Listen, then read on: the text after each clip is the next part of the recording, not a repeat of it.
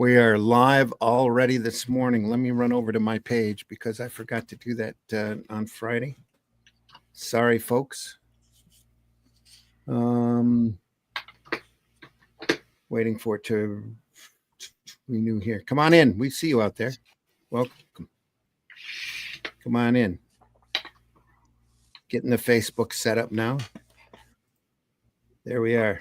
Now everybody can come in. Is there a $sign or whatever? That's Sarah in the house this morning.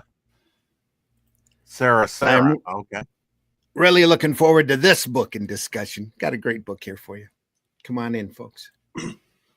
Chairs in the front. Gonna run the she says, Glenn. Is there a delay on my end, par usual? There's a who? Yeah, we'll just ignore you, Rex. Is there a delay on my end? Not that I'm aware of. Delay. A delay? Okay, good. Yeah, because you forget I'm sometimes delayed. You know, once I say something, it's delayed. Yeah. It doesn't seem to be. We're all talking. Randy's memory is delayed. He forgets. No, I remember your delay. It's just I don't think it's here right now. I don't think it is. Okay, I think that's good.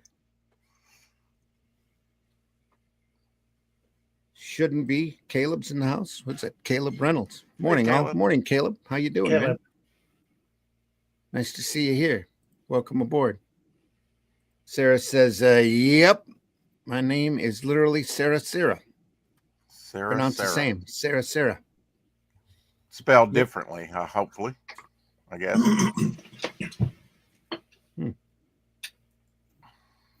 That's better. I saw a comedian routine, and he was picking on this one girl in the audience. Asked her what her name was, and asked her if she had a tattoo. She says it's got a tattoo of a poppy behind her ear.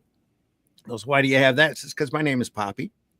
Says, is it really? That's kind of odd. He says, yeah. She goes, my last name is Cox. This is your parents called you Poppy Cox. And he didn't believe it. She pulled out her license and showed it to him, and he's freaking because her license says Poppy Cox. She goes, that's nothing. My dad's name was Dick. They were all laughing. Anyway, running the opening. Let's get to work. These are the jokes, folks. You get what you pay for. Try the liver. We're here all week. Here we are. Holy shit. That is the craziest thing I have ever seen. And I'm Dennis Quaid, and Dennis Quaid has seen some shit.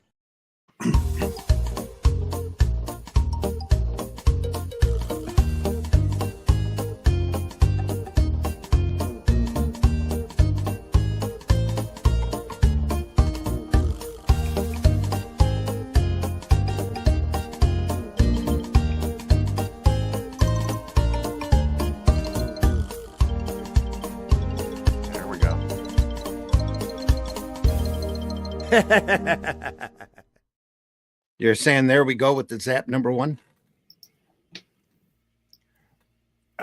Well, I mean, I wasn't hearing the sound at first on it. And then it kind of glitched and the sound came in. So maybe it's on my end. I don't know.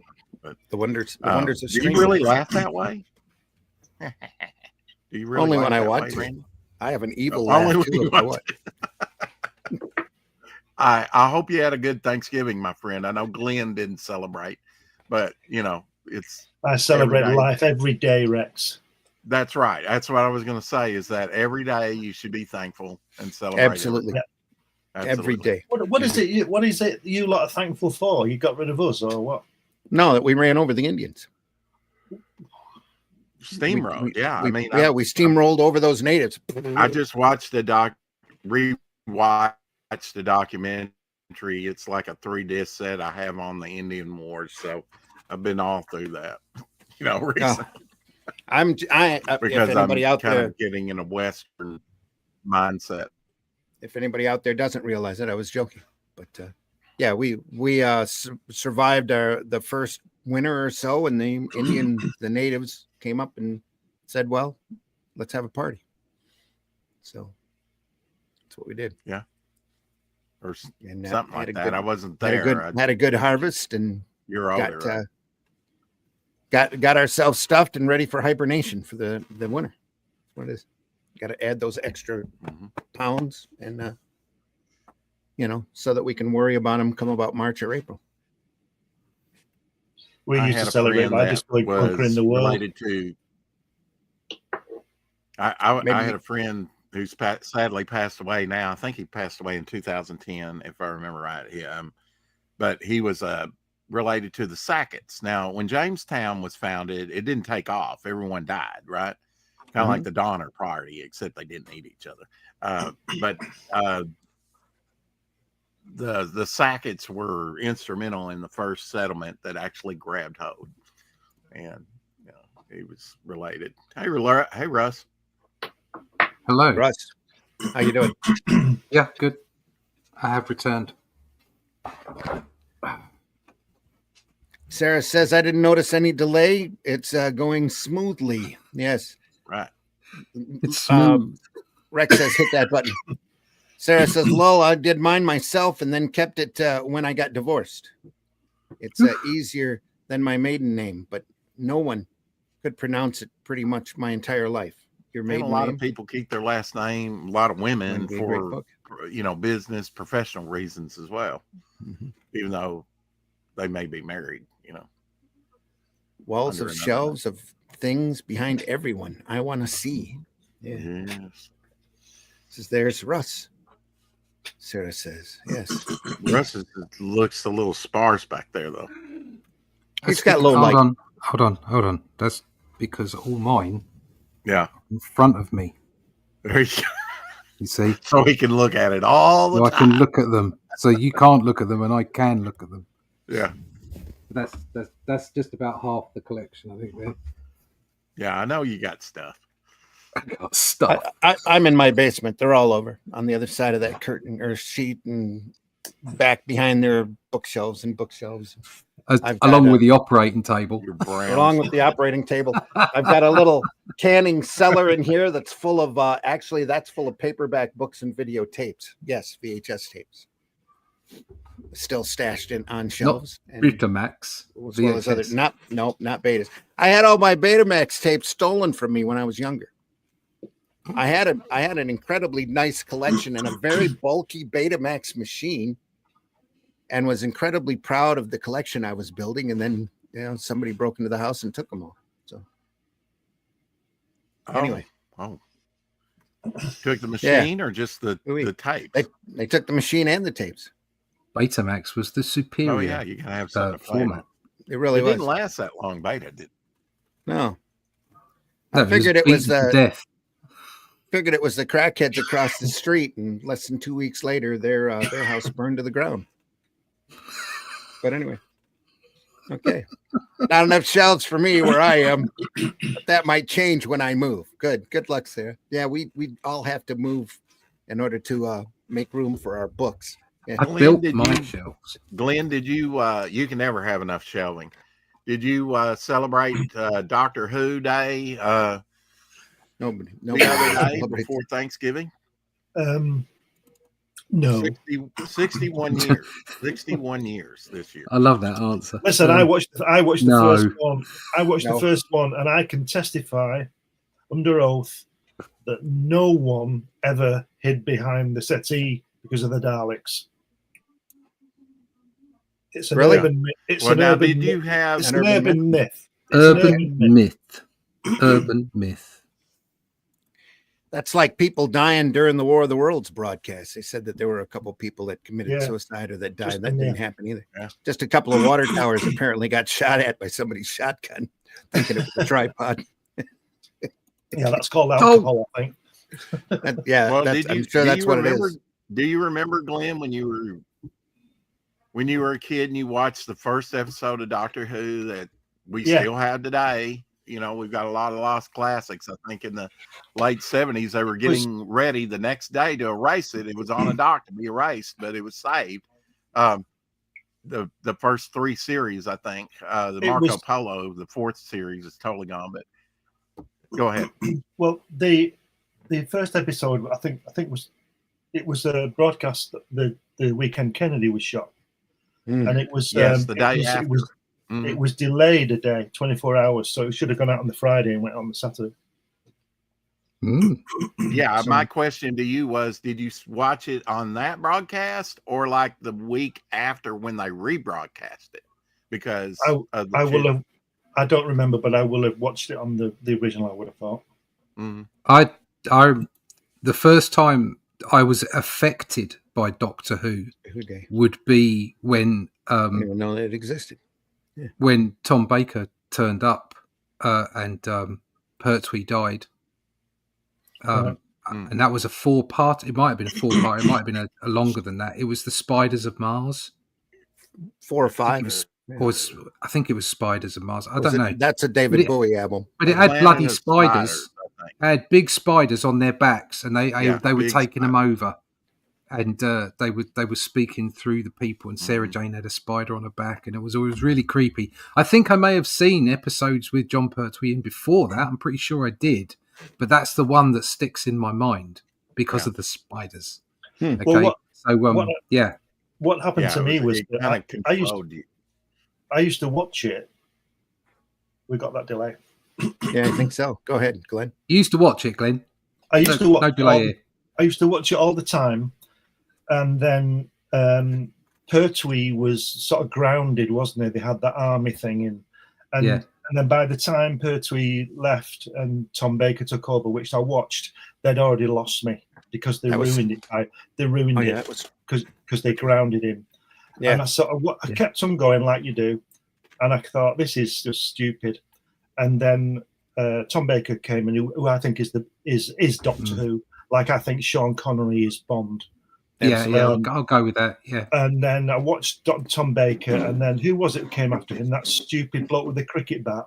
but Peter Peter Davidson. Davidson. Right. Yeah. Oh, and then that other. Then His real two name more, is Peter Moffat.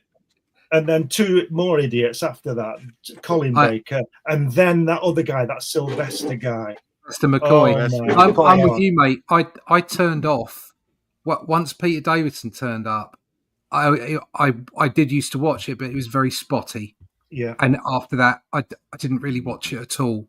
So it was Yeah. Tom Baker because he's been the Doctor the longest, hasn't he?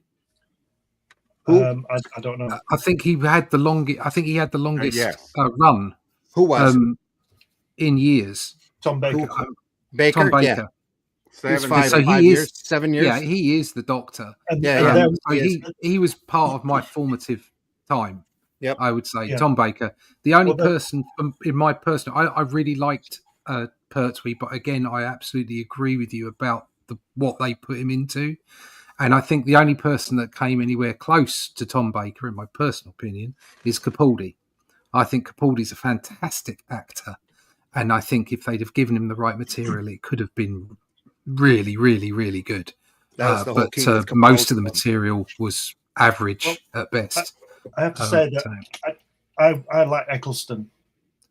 Eccleston's good, yeah, yeah. And then, For somebody who's different, I think Yeah. he's and then when he left after that series because he didn't want to be typecast, and we've never seen him since. Mhm.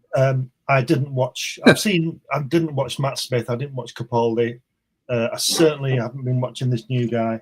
I didn't watch any of the woman in it, except maybe for the 2 seconds, just to think, nah. Yeah. And that's it. But I've always maintained that the BBC had a fantastic, character there. But I also believe that they didn't know whether it was for children or us. Yeah, there's always couldn't that make their minds up. aspect. Yeah, they couldn't make their mind up, and I think more recently, this again a personal opinion, when they started going on about it being BBC drama, Yeah. rather than focusing on that 5 o'clock slot on a Saturday evening. Yeah. I think they completely lost it. For me personally, they completely lost it. It's like Yeah. stop trying to focus on the Twilight crowd, okay, and get back to what you were doing, which was entertaining sci-fi yeah. that the whole family could watch. I don't know whether I don't know whether I'm allowed to say this, so I'll say it. But it was like Yeah. it was like everything else. It's all been woked out for me. Yeah. Yeah, there is aspects you're allowed of that, to say without a that. doubt. Yeah, Yeah. I think you're perfectly right in saying that. And the trouble is people, they have these trends and they lean too far into them. And what it does is it turns off the general audience. And that's what they're seeing at the moment, I think. Yeah, it's a So pendulum. there's no harm that that's that like, before we go too political and too silly about the whole woke term, it's like there's nothing wrong with having gay characters, diversifying and all the rest of it. It's how you do it. And it doesn't matter which way you lean, which way the pendulum goes. If you lean too far into it, the middle, the populace goes, whoa, back the truck up. I'm not interested in that. Okay. I just want to be entertained. Yeah. And that's that. And it doesn't matter which way you go. It's exactly the same. It doesn't matter whether it's Mary Whitehouse, all right, complaining about Tom and Jerry banging each other over the head, or whether it's somebody complaining about a gay Doctor Who. It doesn't matter how far you go either way.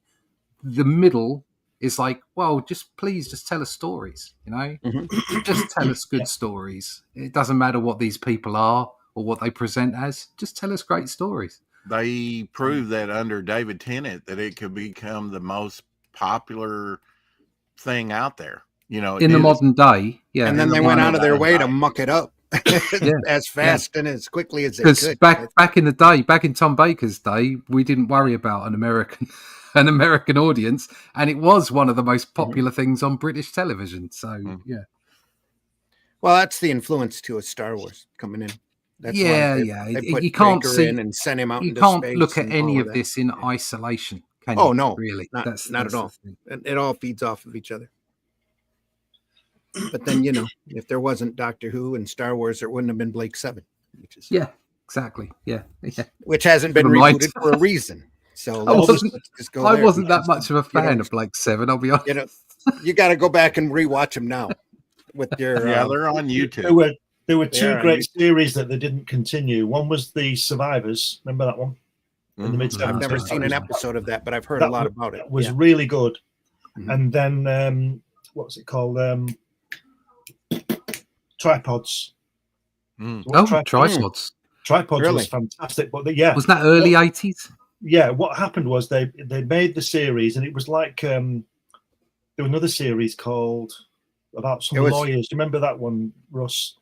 Well, it was a takeoff of War of the Worlds, wasn't it? Tripods? Well, yeah, in a way. But what they did was they made one series and it didn't do very well, and then they cancelled it. But the second series was much better. But the second series was sort of more, the writers could relax because they weren't going anywhere with it. And then it really went to go somewhere, but it was too late because they'd already cancelled the third one. It was a trilogy. It was a trilogy, but it was a 2-part trilogy. Trilogy. Yeah. So it really started to move because people. But there you go. There was one about lawyers, Russ. That's Life or something. This Life or something. This Life. Yeah, where they were all living in the same house in London. These young lawyers. Oh right, I never saw that. And that suffered the same fate. I thought it was great. The first one, it got cancelled, and the second one was brilliant. But they never made the third one because it was gone.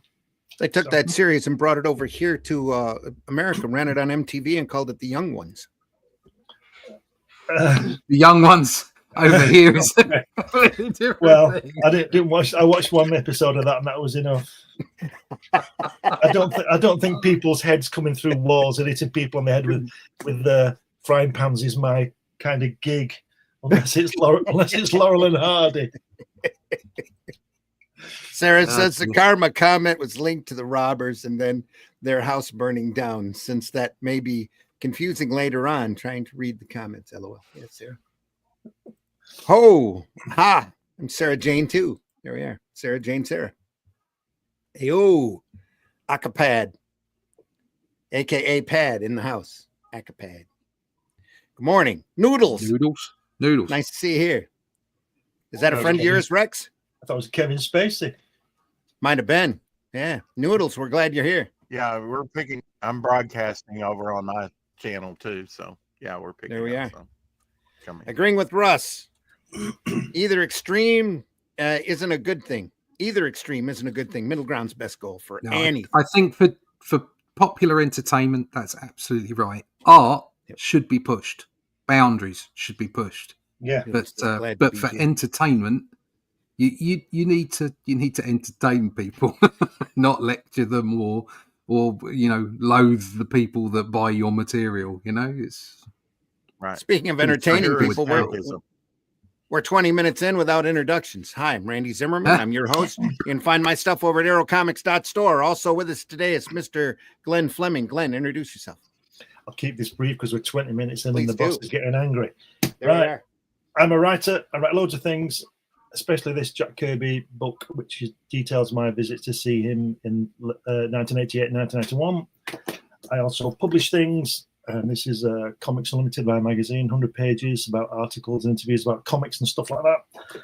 And my character, because I draw things as well, Crikey. is currently on, crikey too, is currently on Fund My Comic, and it tells a story. It's got all lots of published and unpublished artwork in it. So check that out quick.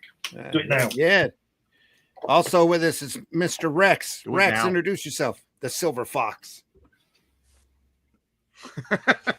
Delay. Yeah, somebody Delay. put that up there and I didn't have the heart to take it down. Okay. Wonder why.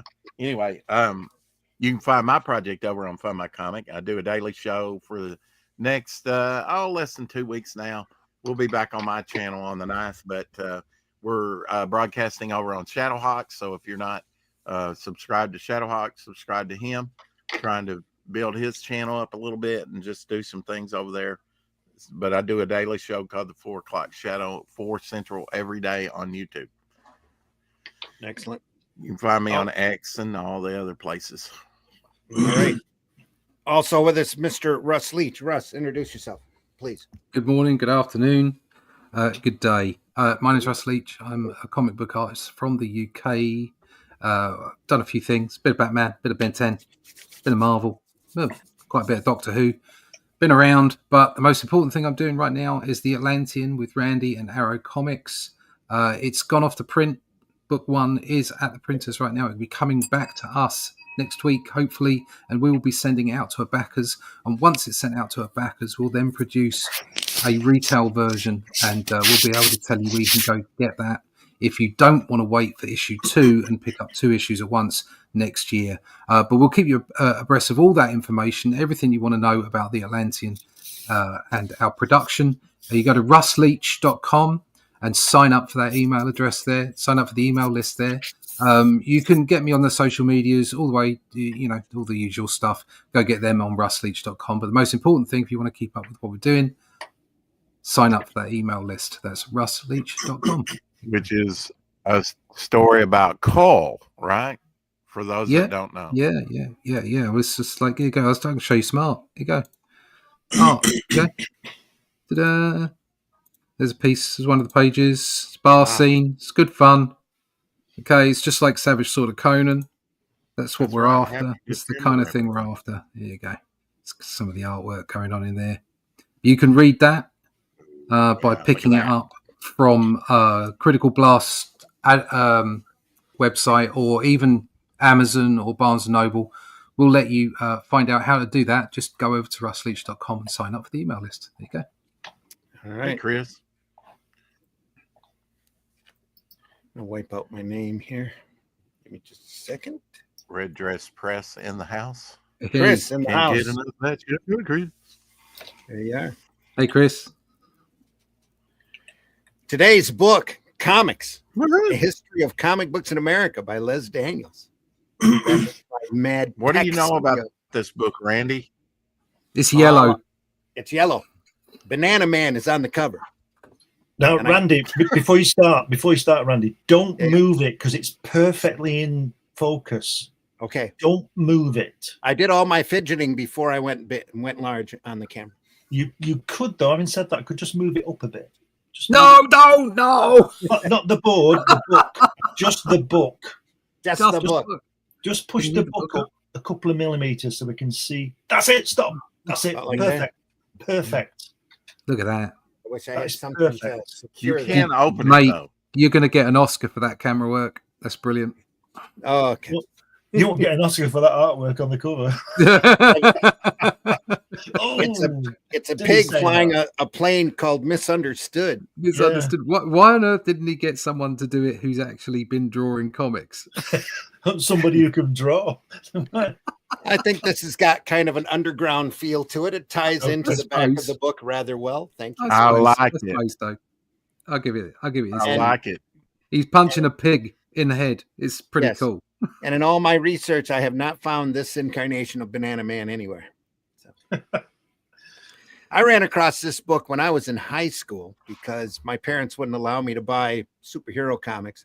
So I would stop off at the library after school when I was walking 2 miles home uphill in the snow. And any book Yeah, on right. comics that they had, I would absorb. So this was one of them.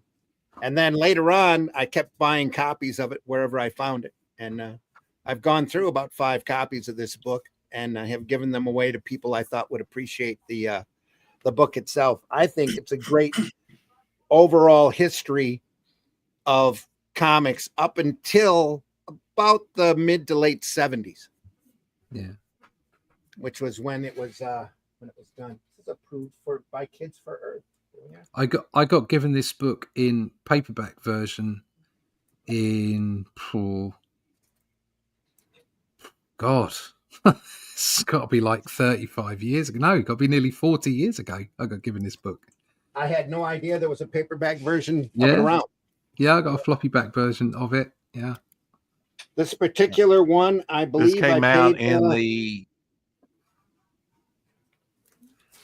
I paid $7 for it. $7. Yeah, I got mine for free because I didn't give it back. what a deal. It's got the wonderful book cover, Even better deal. laminated, excellent. But I'm taking that off so it'll be easier to handle here. Comics. Brilliant. That's it. Yep. Fantastic. Okay. That's awesome. This came out. But it's in the really clear 70s. Can today you as tell well. us exactly when it came out. Oh, don't curse it. Yeah. Great price for it, Sarah says. Yeah. Great price for it.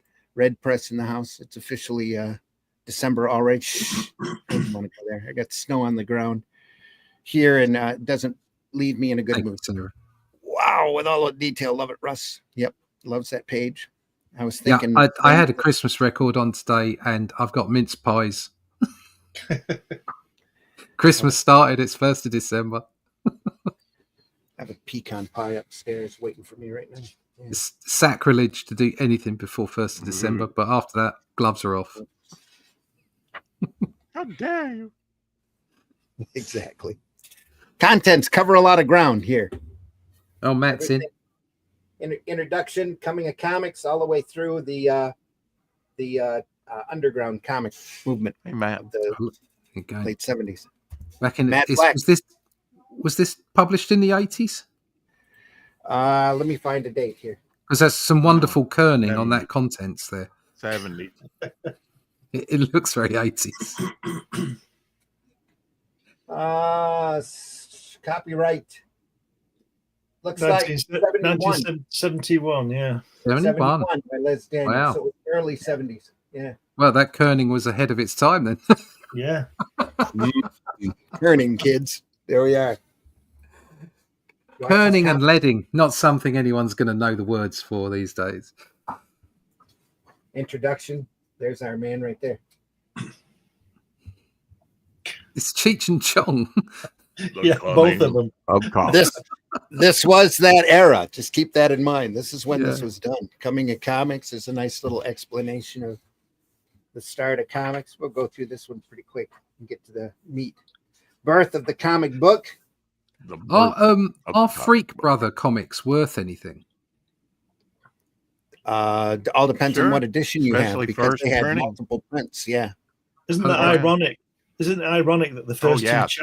first two chapters about comic books have no illustrations in them? Yeah. Yeah. And you do. Oh, Hey, Marv. That's No. irony. That's when you lick a Marvy in metal the house. bowl and goes, that tastes irony. Morning, Mark. Marv. Yeah. Marv's Irony. back. Oh, Matt says I had to read the title twice. Then I read it as Comics by Les Daniels. it's Dennis. Les Dennis. Oh, Les Dennis. That's a joke for our British audience.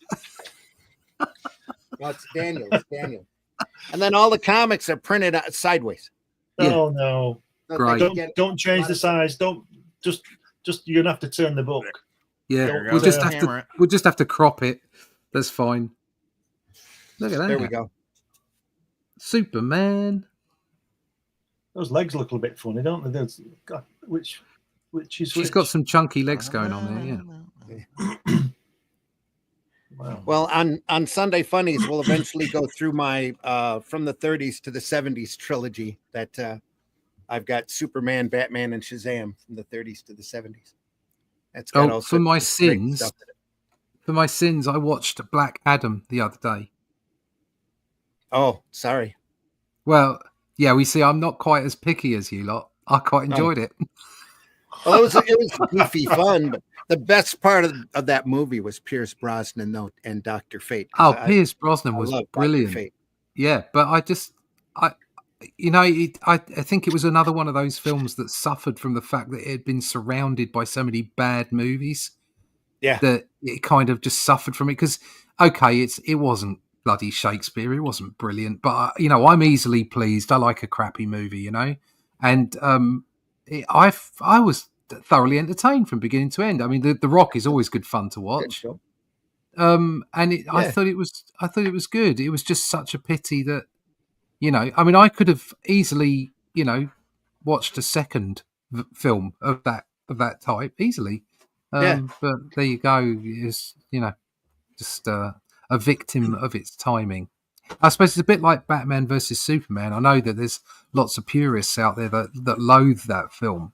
But again, I switched off my comic book brain and I just, went for the ride and sort of enjoyed myself during that film. And because it only made 750 million or something, it was not deemed a success, which is a bit weird.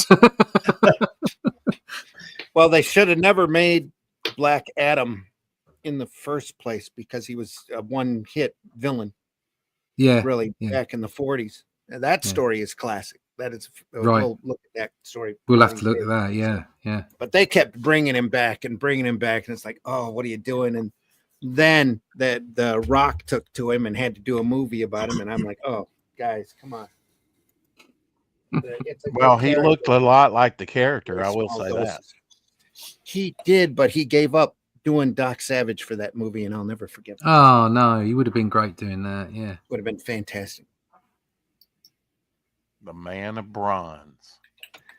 Matt Black says my wife loved it as well, and it opened the next episode at the end. I won't spoil the end; they all died, but I'm looking forward to the sequel. I don't think we'll see that. Actually, No, you're not going to see it. Unfortunately, I would have watched it. So, I Great, haven't seen the second Shazam movie either. yeah, I haven't sat through that either, and I like Captain No. Marvel. I like Levi, Zachary. I really Levi. enjoyed the first one. I thought it was Yeah. jolly good fun. Yeah. Thought the first one was all right for what it I'm was. It's currently like Man of watching Steel. season What else are you 2 going to of do? Gotham. That's a good run up Now, you until about see- the last season. That was fun. I thought the casting on that was amazing. See, for things like that, I have my own personal issues to deal What with. was That. the As far as last I'm season? concerned, as far as I'm concerned, if you're going to do a Batman TV show, you better have Batman in it, or I'm not going to watch it. Yeah, the last It's just season it's he personal. started- It's my system, my problem. So I understand that. No, I realize it. The last season he runs around in like a black outfit. Bruce Wayne does and tries to. Oh, right. It just didn't work Takes out you well. 3 seasons till you get to Batman. No, 5 seasons, I think. 5 Wasn't there 5 seasons. seasons, Rex? Yeah, pretty sure it was on. They were on their 5th season, but they were doing incredibly well, and it was very well casted, very well acted Right. for what it was. It was good escape. I presume it completely messed with the law, though. Oh yeah, Yeah. everybody was in Gotham before Batman was. Yeah. Bruce was running around as a kid, and then as a not so little kid, and the lady, the actress they had cast as Selena, Catwoman, looked exactly like Michelle Pfeiffer when she was younger. Right. She's a pretty You good see, actor. The Incredibly problem, small though. the problem with that is that obviously one of the core aspects of Batman and the villains is that there's always this contradiction of, did Batman make the villains? Right. It's purely by his presence. And of course, Gotham, its whole precept is that that's got nothing to do with Batman. Otherwise, Yeah. how could those villains be there before Batman shows up? So it's kind of like it takes away the agency from that aspect of the Batman story. Yeah. So that's so from my personal opinion, I just couldn't get my head around that. I'm just like, all right, fine, no, not interested in that. I know it's my issue, but you know. Yeah. Here we have Superwoman, Lois Lane. Oh, it's when she became Superwoman. Why did she become Superwoman? Because she could. Is this close proximity to a Kryptonian? No, Who's I think it's a dream sequence. Who's drawing this? Is I this- is this- more Weisinger? Is this the equivalent of She-Hulk getting a blood transfusion, but Not like, quite. you know, something a little bit more personal? This is what you would call an imaginary tale, I think. Oh, right, okay. Aren't they all imaginary tales? Oh yes, but yeah. You would see on Superman after a while they got so outlandish they'd start running a little caption box on the cover. Not a hoax, not an imaginary tale, Not a dream issue. not a dream. Yeah. Mitch is in the house. Mitch. Mitch. Mitch, how you doing, man? Hey, I'm doing good. How are you guys? Real good. Thanks. We're looking at comics, the history of comic books in America. Mitch. Awesome. Sorry I'm late again. I promise one Sunday I'll be on. One Sunday you'll be here an hour early, I'm sure of it. Yeah. It's the Any Bat Belt commentary kitchen why they would contains have Zimmer frame. a Zimmer frame. Okay. Zimmer frame. I am not I've- aware of what it is, but I've Where got they- my eye on an auction next why week for they- some comics, and one of the lots has a signed Batman 67 or whatever it is picture, signed by Adam Adam West. West Adam and West. Burt Ward. Yeah, Yeah. in a lovely Wow. frame. Well, Yeah. The trouble Fantastic. is it's in a lot with a Batmobile and something else, and I don't want the other stuff. I just wanted the picture. Well, don't do the Paul McCartney. Get it, Russ. If you want it, get it all. That's the way it works. Just buy it all. Paul McCartney could have got his songs back in 1971, but he didn't want Crossroads in Coronation Street, so he Oh, didn't- no. so he didn't do the deal. And it cost him 90 million quid in a pork pie. Yeah. Oh, I think he's just getting them back through the legality of stuff now. right. Getting them back off the estate of Mr. Jackson. Yeah, there's something to do with the rights reverting back after 50 years or something. Right. Okay. So I think he now owns most of his Beatles stuff. Right. That's cool. So Couldn't make so another Russ- version of Batman TV without Adam West playing him. Yeah. So Russ, get that signed picture. Forget the rest. Get it. Just to buy it. Yeah, just get it. Okay. That's a good point. As long as I'm not outbid, because I will have a ceiling. Oh, that's a different thing. That's a good point, Russ. Harley Quinn seemed to only go from psych doc to villain when Batman came around. Very good point. Batman and Superman will be rebooted again next year. Thank God we have alternatives like Indian and European comics. Amen. Yeah, nice, Marv. Yeah. I would love to see those comics, Marvy. Talking to Superman, has anyone seen the Christopher Reeve documentary yet? I've not seen it, but it's on my list to watch. Yeah, same here, Matt Black. I want to see it real bad ever since I saw the trailer for it. That's Sarah S. I've been reading French comics lately. There we are. Amazing. There's some good books over in France. There's some good books everywhere. Yeah. Just got to find them. That's all it is. It's one gigantic search. Were the Yeah, originals of these in color, Randy? No. Oh, the original comics. Yeah, that's why you've got the gray tones here. Yeah. They're probably shot off of the original comic books because nobody took comics seriously at this point. Right. Bothered to keep any type of decent stats. So they probably grabbed a comic and took pictures. Yeah. I'm sure I read somewhere that who was, I always get the names mixed up. Who was the guy who wrote Superman? Jerry Siegel. Jerry Siegel. Siegel. He was Yeah. in an interview, and he said that back in the day, was it 1939, 1940? If any kid wrote a letter, they used to send them a piece of artwork, and he said it's possible that someone was sent the cover of Superman #1 or Action Comics, whatever it was, #1, as a thanks for writing a letter to us. So could you imagine if you were a kid and you realize you had that, but you didn't have it now? Yeah. Oh, yeah. The cover Probably for sitting Action in a Comics, landfill somewhere, unfortunately. that's what I Yeah. mean. You know, Mom probably ripped it up out of yeah. anger at her kid. Yeah. My mother would do that. Crazy. Yeah, nobody had any respect for the originals. until Especially the people who were doing it. Yeah. Yeah, I have the Art of Will Eisner somewhere on one of my bookshelves, and it has a section in there when the Spirit ended. Apparently, like he started a new strip or something about a detective with an eye patch or something. I can't remember the name of it, but he actually went through some old Spirit artwork and like whited out parts of it, make it new characters. So a lot of the old Spirit artwork isn't Doesn't exist. there anymore. Yeah, it's something else that apparently wasn't. I mean, obviously wasn't as popular as the Spirit, or we'd know more about it today. Yeah, it didn't last very long. I think it was called John Law, Detective. Yeah. I think Eclipse printed all of the material for that. One floppy book. Or Kitchen Sink as well. Matt says Asterix by chance, reference to French comics.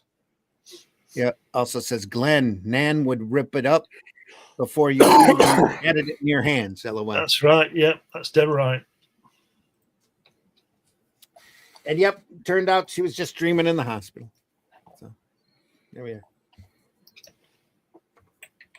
Next, we have a classic Black Hawk tale. And I wish this was preserved a little better because this is Reed Crandall artwork here. Just phenomenal stuff. Even with the Asian stereotype of Chop Chop in it. See, He'd run around with an axe. Anyway, he was their cook.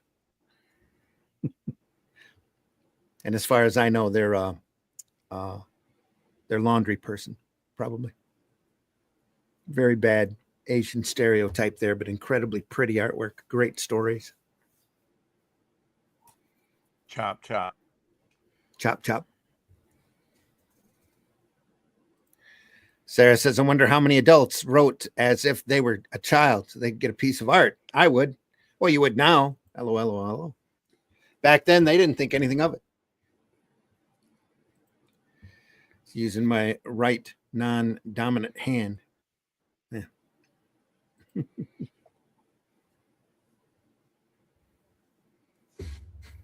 Black Hawk, created by Will Eisner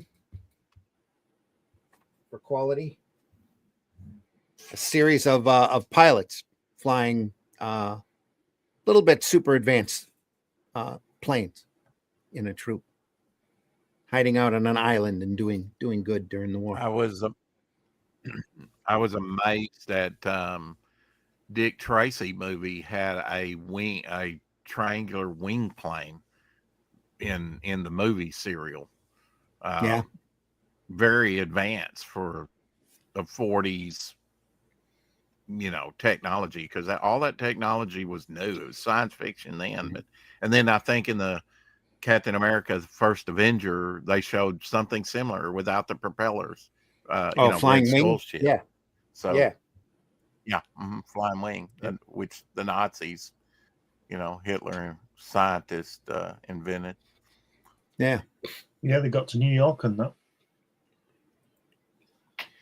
Exactly. That's why it would be something I would do. Loophole. Yeah. This is some great artwork here. Well, there were a few characters like Black Hawk or titles like GI Combat that started out, and they weren't at national publications. They weren't at DC Comics. No, they were quality. That's why DC came in and bought the library and bought the rights to all the characters. Is mainly to get Black Hawk, GI Combat, and Plastic Man. Yeah, later you would see like Uncle Sam and other quality characters cross over in Justice League and other books. Get their All the own Freedom Fighters series. Freedom Fighters. Freedom Fighters in the 70s. Yeah. When I was a kid, that was a great concept, though. I remember the Justice League, Justice Society crossover.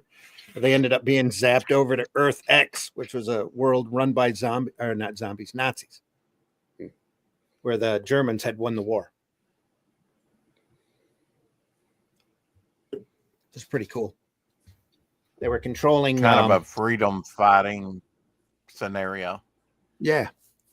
They were controlling the world by hypnosis at different locations. They all had to split up into different teams. So you had 3 members of the JLA, 3 members from the JSA, and the Freedom Fighters all broke up fighting in different parts of the world. Dick Dillon and Frank McLaughlin, I think, did the artwork for that. I remember it real fondly. The reason they got over to Earth X was because Red Tornado was stranded on Earth 1 and desperately wanted to go to Earth 2. And they had created a teleportation device where they would swap 3 and 3. And he snuck in the back of the machine, hoping to go to Earth 2, and didn't make it. They ended up on Earth X. Hey, comics were great back then. What can I tell you? 5 issues of The Killer by Luc Jacquemont and Matt, the French edition, and George Bess's versions of Dracula and Frankenstein. There you are. There's been a couple of really good sequential art versions of Dracula and Frankenstein out lately. Oh, yeah.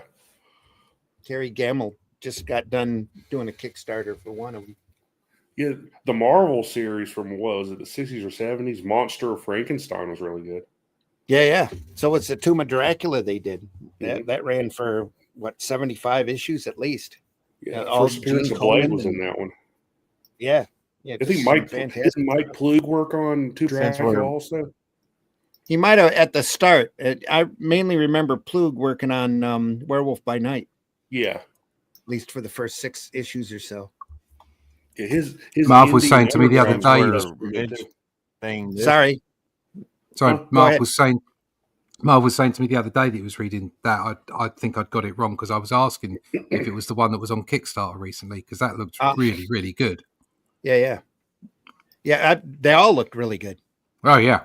Ones that I saw looked real sweet. There's another lot as well. I can't remember what the Dracula comics were over here. It wasn't Tomb of Dracula. It was the other one. Dracula Lives. The name. Might be Dracula Lives or something. First 50 issues in black and white. That's one of the lots I'm looking at next week. Wow. That's got to be the Marvel magazines. Those are yeah. hot. Mm-hmm. Those are really good. Very talking about this. Yeah, loads of Gene Colan. Yeah. Yep. I've never very read much. that Dracula Go ahead. Since we're talking about this book, We're all stepping on each other all of a sudden. Go ahead, Rex. Passionate about the material. just wanted to mention the Jim Steranko History of Comics, 2 volumes that Oh, came yeah. out in the 70s. Yep. Great stuff. Glenn, you were saying? I've never read any of that Dracula stuff. I've seen it, but I've never read it. Never read an issue. It's all written by Wolfman. The Tomb of Dracula. Yeah. I know, really good. I know it's won awards and all that kind of thing, but I've never seen it. Oh, well, so I'm going down to Russ's house next week to read his. There you are. Yeah. I wasn't going to tell him, but I've just let the cat out of the bag. Yeah, just turn up. All right, Russ. Where are those bloody comics then? I'll just sit like here Russ for a couple of days. Yeah, I think that Russ would just come home and there's Glenn on the floor, reading all his books. The comics out on the floor. He's great, mate.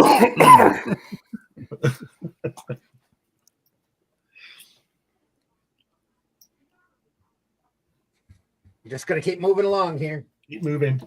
Nice shot there. Keep those comics rolling, rawhide. Now my favorite. This is a classic Plastic Man story. Wow. I love this when I was a kid. Yeah, I love it. Jack Cole. Really? Yeah. Jack Cole at the height of his abilities too, and telling just an incredible story. There's a singer in a lounge that is incredibly beautiful, but she's an incredibly horrible singer. And all of these guys fall in love with her. And that starts out as many Plastic Man stories do, with Plastic Man keeping somebody from jumping off a bridge. The guy explains to him the situation. So he ends up going to the nightclub to see for himself. He keeps the guy tied up outside with his arm and comes in. There's the Jessica Rabbit-like singer. It's beautiful. He has to pinch himself because she's so enticing, but she's a horrible singer. And his buddy Woozy is already in there, and he's fallen for her. So he's slinking through the crowd here and finds Woozy. He starts pulling people out, Saving them from the horrible. saving them from themselves, dragging them out. That's sounds like hello. Yeah. He's going through the crowd and he's finding all of these bad guys that are on the wanted list. So he's taking them and arresting them and hauling them out. And then after her set's done, this mad scientist guy is crazy in love with her, and she's denying him and pushing him off, telling him to go away. Did Jack Cole write and draw Plastic Man? Yes. Yep. He did all of this himself. It was his creation. Yeah. And they pretty much left him alone, as far as I know. I don't think that they heavily edited him at all, as It's long as, fantastic stuff, isn't it? Oh, it is. So It's really good. beautiful. He killed himself, didn't he? Yes, he did. Unfortunately, yeah. Unfortunately, in the 50s, he did. But he did Plastic Man for many years. He did crime. One of the crime books, Crime Does Not Pay, I think, started out with his work in it. And he got out of comics. Yeah, Lev Gleason material. Yeah. He got out of comics when the market started dropping, and Hefner convinced him to start doing single panel cartoons for Playboy. Yeah, and in almost all of those are very good, very well done. Yeah, incredibly done. Art Spiegelman's done a great retrospective of Cole's Plastic Man work, where he goes through and points out what kind of genius it was that when he was working on it. Yeah, Hey, Homer. Spiegelman's a great comics historian. No, Russ, you wake up to find Glenn already in, rifling through your collection before waking you, asking, "Where's the collection?" Yeah, like I literally wake up and he's standing there next to me in the bedroom, looking at me. I'm sorry, Russ. Did I wake you? I was just watching you sleep. I want to know where your books are. Creepy. I just came here to read your comics. Omer Glitch, glad you're here. Thanks for stopping by.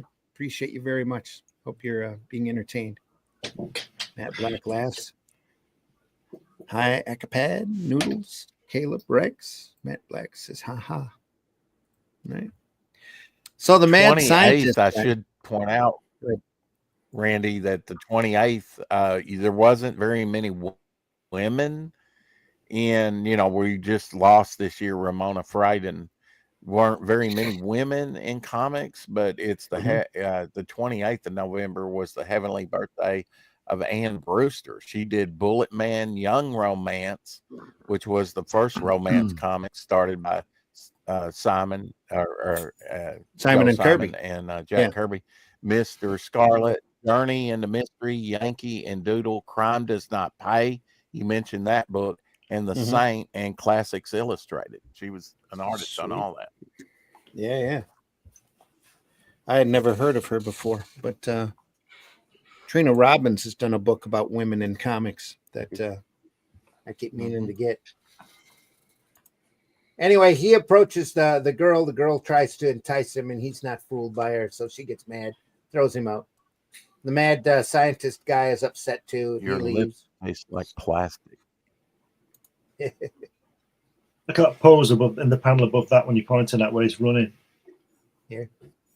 Yeah. Below that middle Here. section. Yeah. That When just look at Plastic Man was created, I think in 1940 or 41, I think Mhm. 40, for Police Comics #1, plastic must have been a new thing that was invented. Yeah, it's the new Wonder thing. Yeah. Mhm.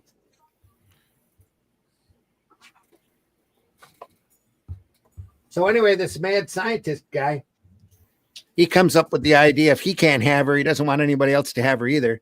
So he makes a formula that'll turn things, organic things, into statues. Tries it out on his cat. His cat becomes a statue. So he makes another date and goes in to meet the girl. Fools her into his room, I believe, and then he gives her an injection of the fluid. And instead of turning her into a statue, it turns her into the granite lady. So she's like a moving statue. She goes around and starts hitting people in the head and killing them. Of course she does. One of Does she sing any better? unrelated, but they're in the 60s, part of the Super 6 cartoon, and one of my favorites characters, even pre Fantastic Four thing, was Granite Man. Yeah, Granite Man. He would be a statue being pooped out in the park until there was crime, and then he would go and fight Yeah, I ran around with a pigeon, with a a pigeon. talking pigeon. It's been a long time since I've Go seen fig. that show. I just Yeah, remember what's his name. The main character of the Super 6 sounded like Jimmy Stewart. He flew on a guitar, right? Yes. He used to fly on a guitar and guide it with one of the strings. Yeah, crazy days. Mm-hmm.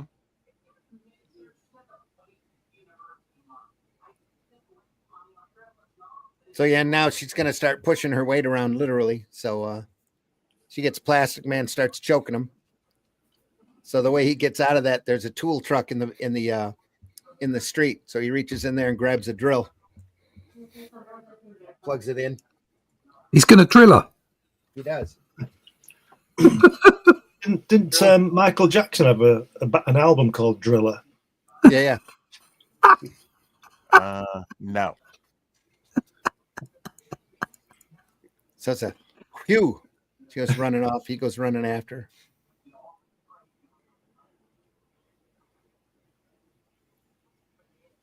So he disguises herself as her dresser, as her dressing room table. So what's he done there? Stuck it in her back? Yeah. He's just drilled her from behind, mate. Yes. He's drilled her from behind. Over the table.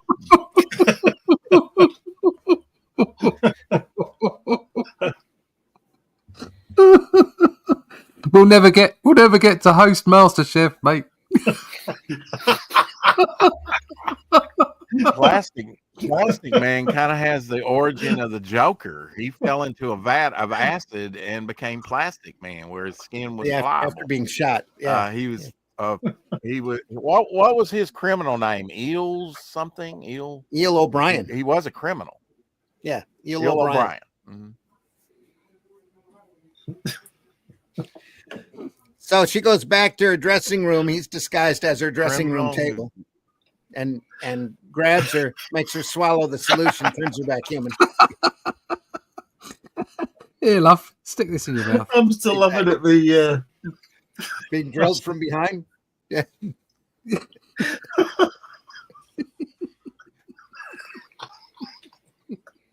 Shoving stuff in her mouth. shoving stuff in her mouth. It's Greg Wallace. Since this isn't very gentlemanly, but you've got to talk this. You got to take this medicine, and of course it's labeled antidote, so you know what it is. Glug glug. Don't talk with your mouth full. Exactly. Oh, dear me. Oh, dear. Becoming herself again. The antidote is working. Does it show how he gets the antidote, or Well, does it that's just how appear? elongated man. That was drinking bad soda pop, wasn't it? Elongated man, gin gold soda. Yeah.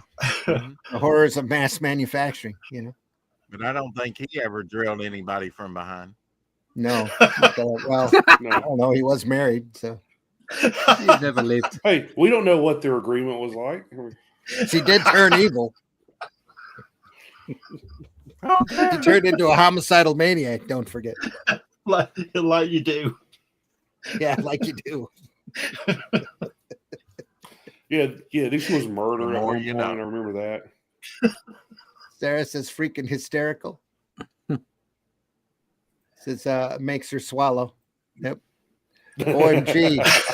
Oh, I'm laughing so hard I can barely breathe. Good thing I can type without looking at my hands. Hold on a sec. Before you get to Sarah's So penultimate she's hard comment, as a rock. all Yes, right. she is. Homer yeah, Cliff. her penultimate comment is exactly where women go. Okay, like when I'm having a laugh and a joke with my friends, it's always my wife or our girlfriends that come up with the dirtiest joke. Always, without a doubt. And Sarah's just stepped over the line.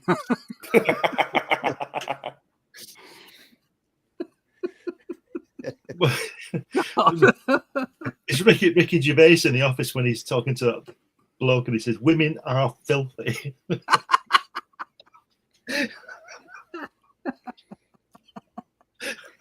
Sarah says the antidote would There you be a go. spermicide. LOL. Says he drilled her from the front. Homer Glitch says, OMG. Wow. It's always the girls in the room. Always. So everything goes back to Interesting. normal. They end up with They all end say up they're with going to go. Plastic Man, and then the beginning of a brand new story. Yeah, Mm. a Sheena. Also a Will Eisner creation. Sheena, Queen of the Jungle.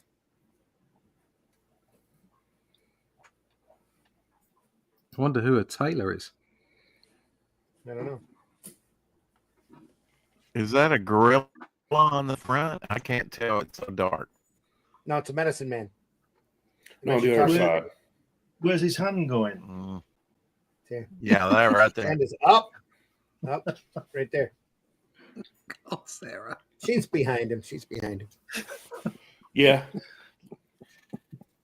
Says 99% of my roommates have been guys. I fit in that way. Holy hell.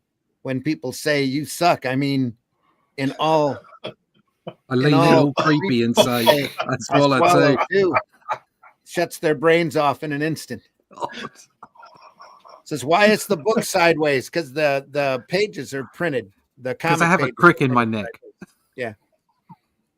The comic pages are printed sideways. And The this actual- original artwork would have been huge. Yeah. Yeah. Says Plastic Man gives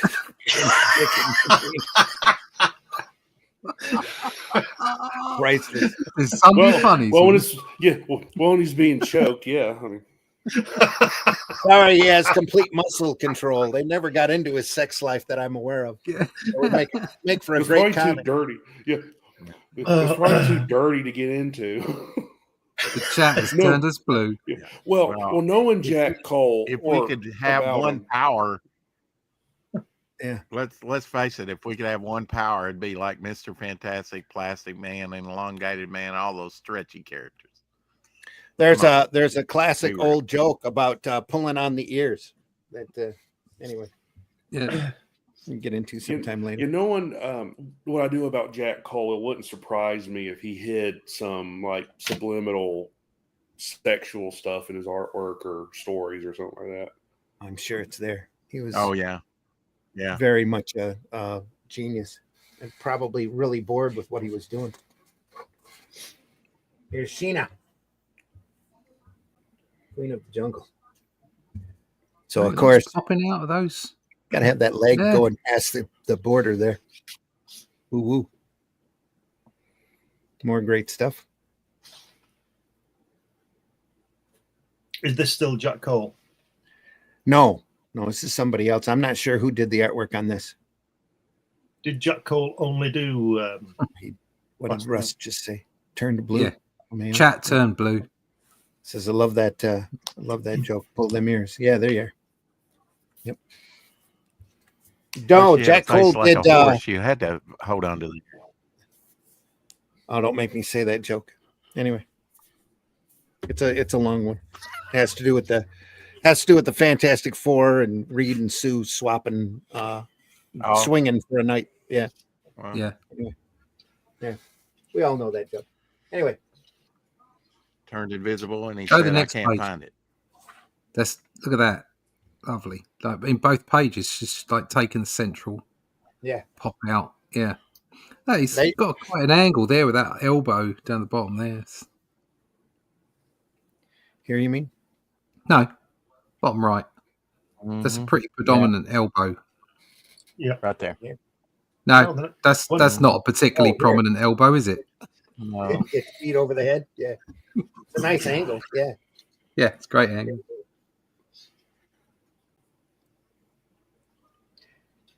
Not afraid to show off them legs. The women are central to the page, aren't they? They're the center of the Yeah. attention. She is the main character. I'm gonna say the clues in the title. Yeah. She is the lead. Now, did Matt Baker ever work on Sheena? I am not sure. I know very little about her other than Eisner created her as for Jumbo Comics, Planet Comics, Jungle Comics. So did Will Eisner actually draw it though? He drew the first one or two of them Right. and then moved on. Just like all the quality stuff, I think he did the first one or two Rays and Black Condors and Uncle Sam's. Moved on. Got him started and handed off to his factory. Yep. Yeah, that's what Kirby used to do, wasn't it? Guessing the term blue balls would be known in England. Holy hell. The only way I can stop is to walk away from my laptop and listen, Sarah says.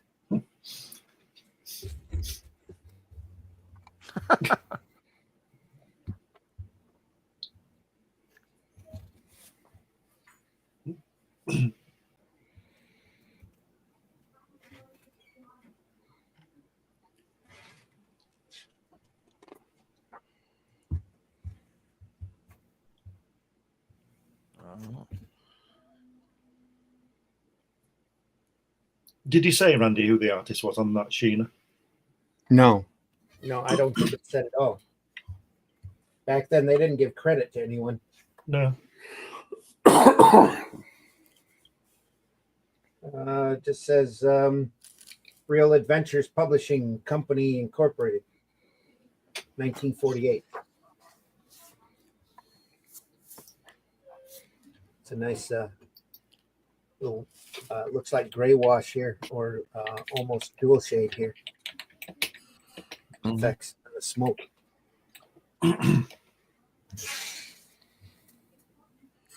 Very crowded, isn't it? Yeah. Well, they told a lot of story in very short amount of pages back then.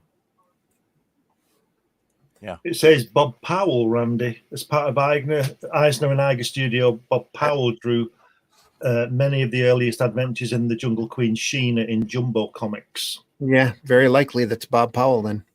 Yep.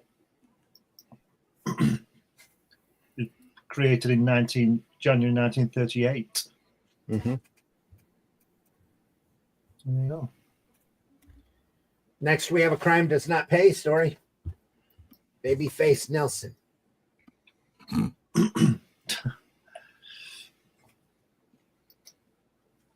Is that Uncle Sam in the middle? Yeah. With machine gun, yeah.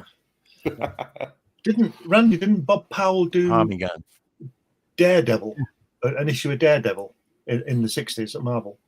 It's very likely, yeah. He did he do layouts on Wally Wood inked it Might have, yeah. It wouldn't surprise me at all.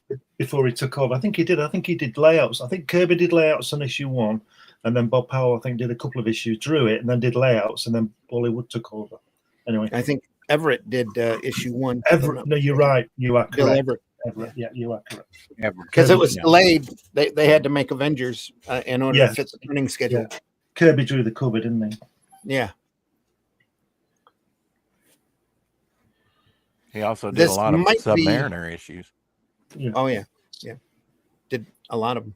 This might be George Tuska here. All right. Really? Did a Wow. lot of work for him that looked like this back during this era. Oh no, sorry. Oh, Oh, and I bungled it. No earthquake. that's okay. That's Oh. okay now. It's back. Don't worry, you got a magic touch today. It's the camera. It's the camera.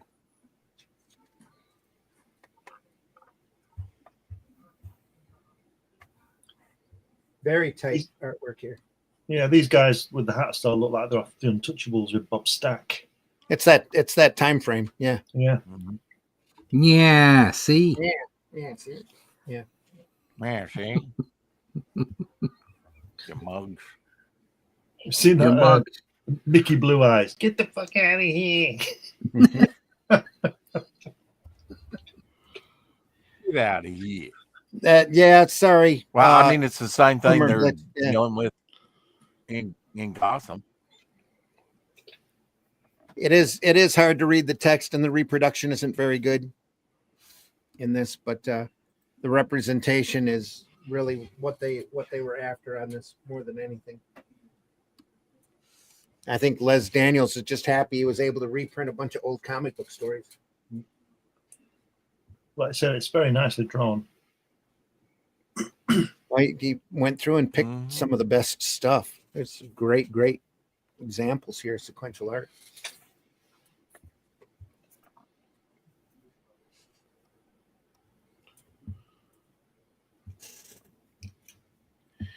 And this book, this era is really neglected in comicdom. It was not meant for kids. A lot of the content was very adult.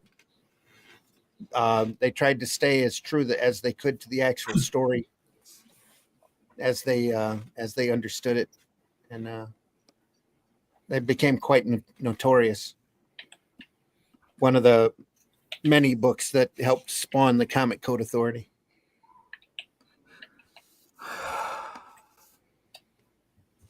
And the weird part is, Do you in think that books they like were this, trying to retain post?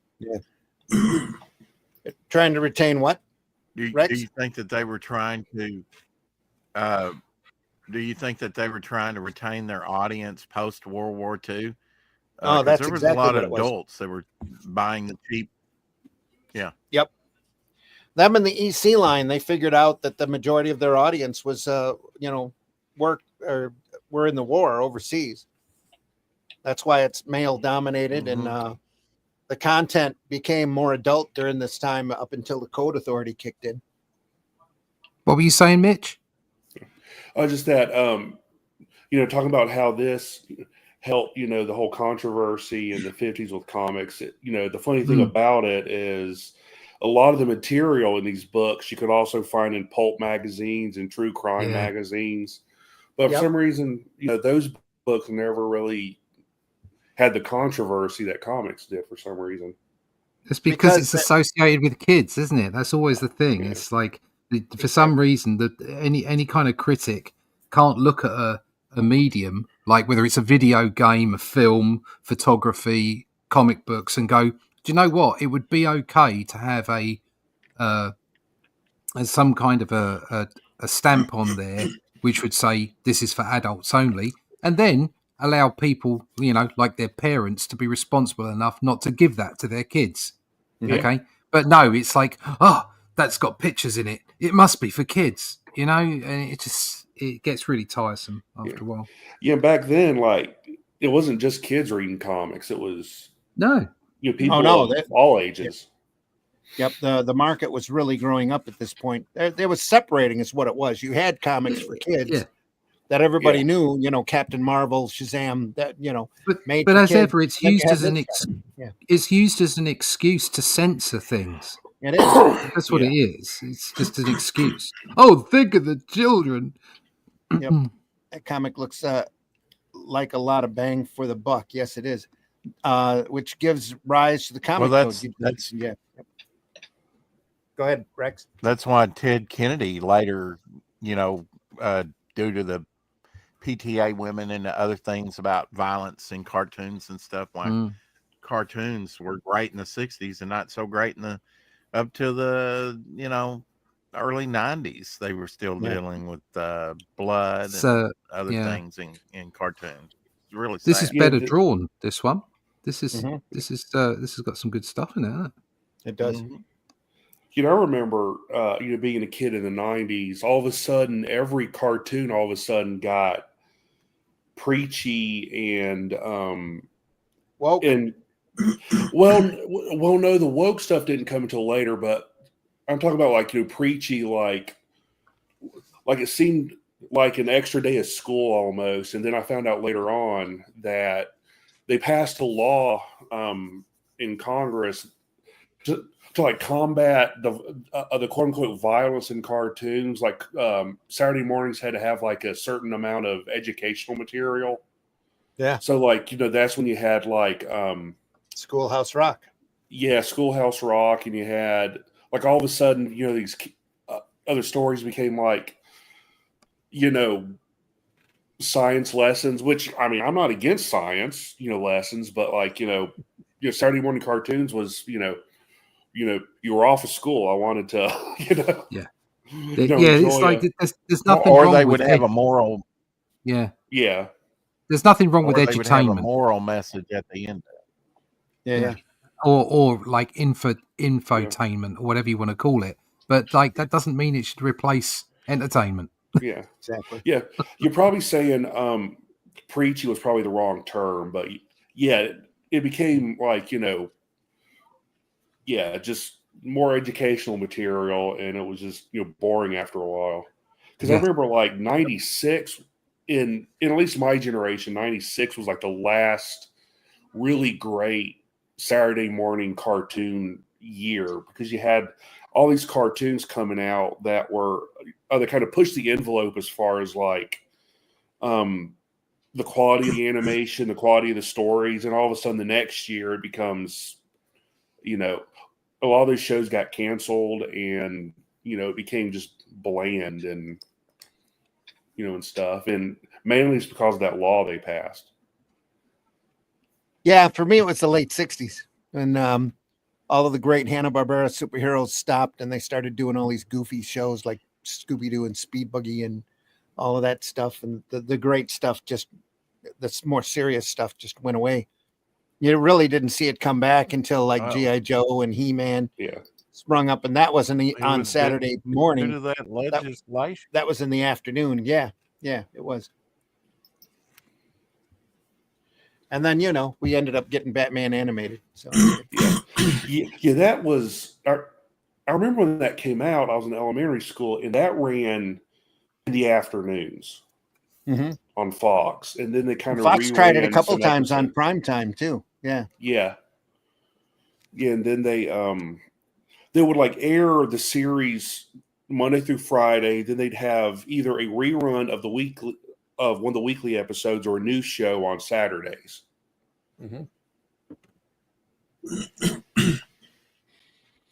But they were the odd cable channels, WB and Fox, were really trying to do different stuff with animation too. The WB Kids had a really nice lineup there for a while with Men in Black and Legion of Superheroes. Not necessarily meant for kids, but still incredibly enjoyable to watch.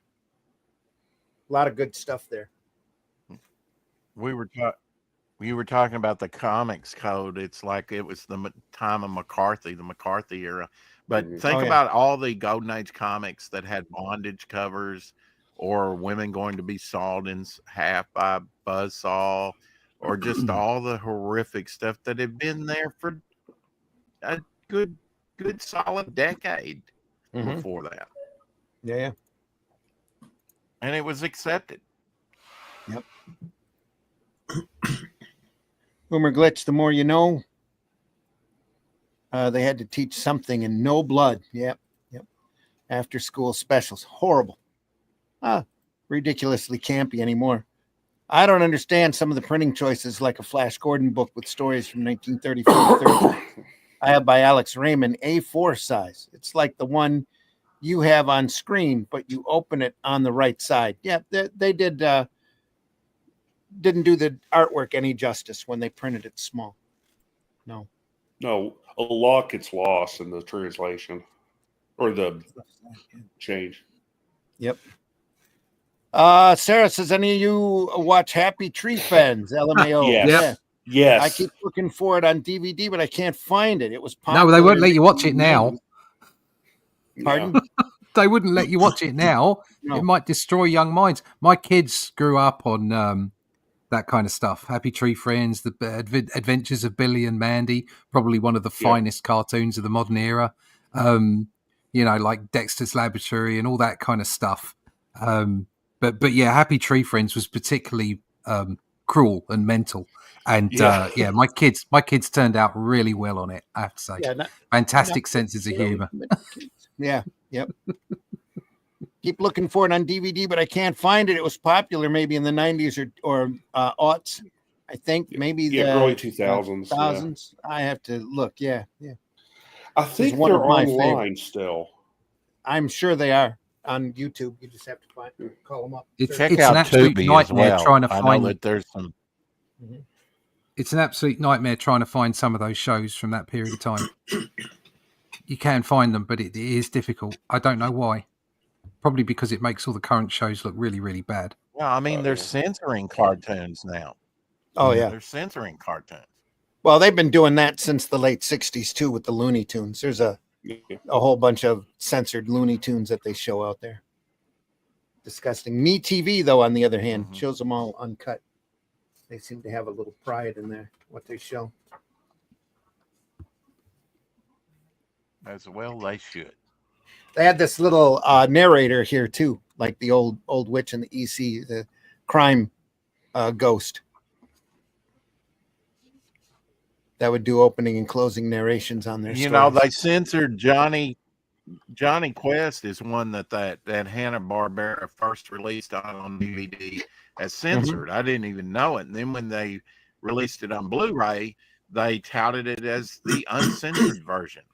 And it was just like, a villain falling to his death. And they censored the speech, that the part where this is just one instance. There were more.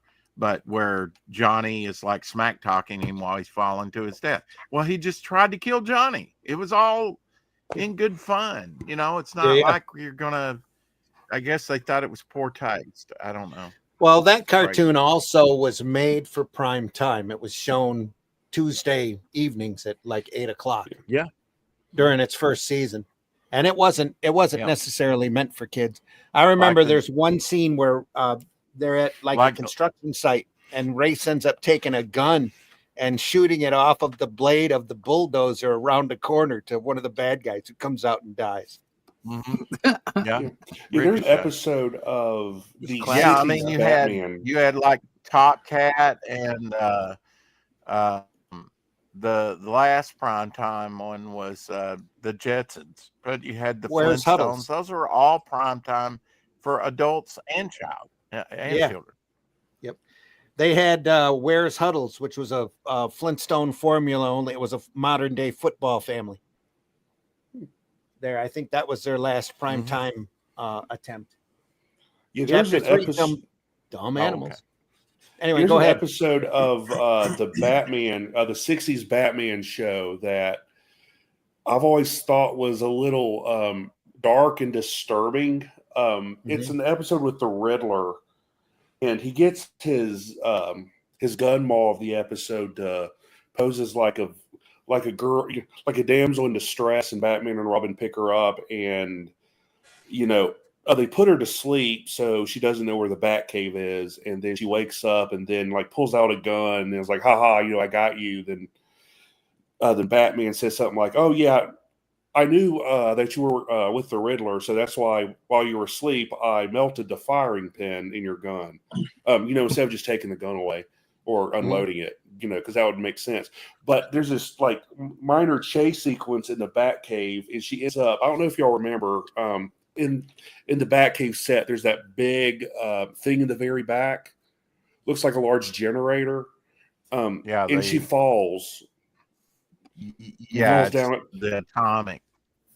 Yeah, and I think she figures out that they're Batman and Robin or something. But anyway, she dies by falling down that Oh yeah, she falls cavern in. or whatever. Yeah, and like Batman and Robin are like, well, that's taken care of, and I'm like, someone just died in the Batcave.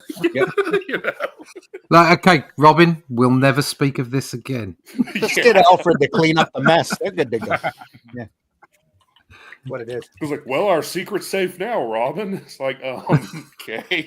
Okay. This guy's mad. Reproduces a couple of the daily strips of Mickey Mouse here by Gutferson. Just to mark it. Show off the good stuff. Oh, yeah, until we get to the Fox and Crow. That's classic. There was, in the early 70s, I'm not sure when it was published, but there was a big volume. I've got 2 copies of it, actually, that show you the history of Buck Rogers, that showed you a lot of the Buck Rogers strips. So there was books about comics. There was a hardback huge books like huge this one hardback being Buck Rogers book. throughout Yeah. the 70s.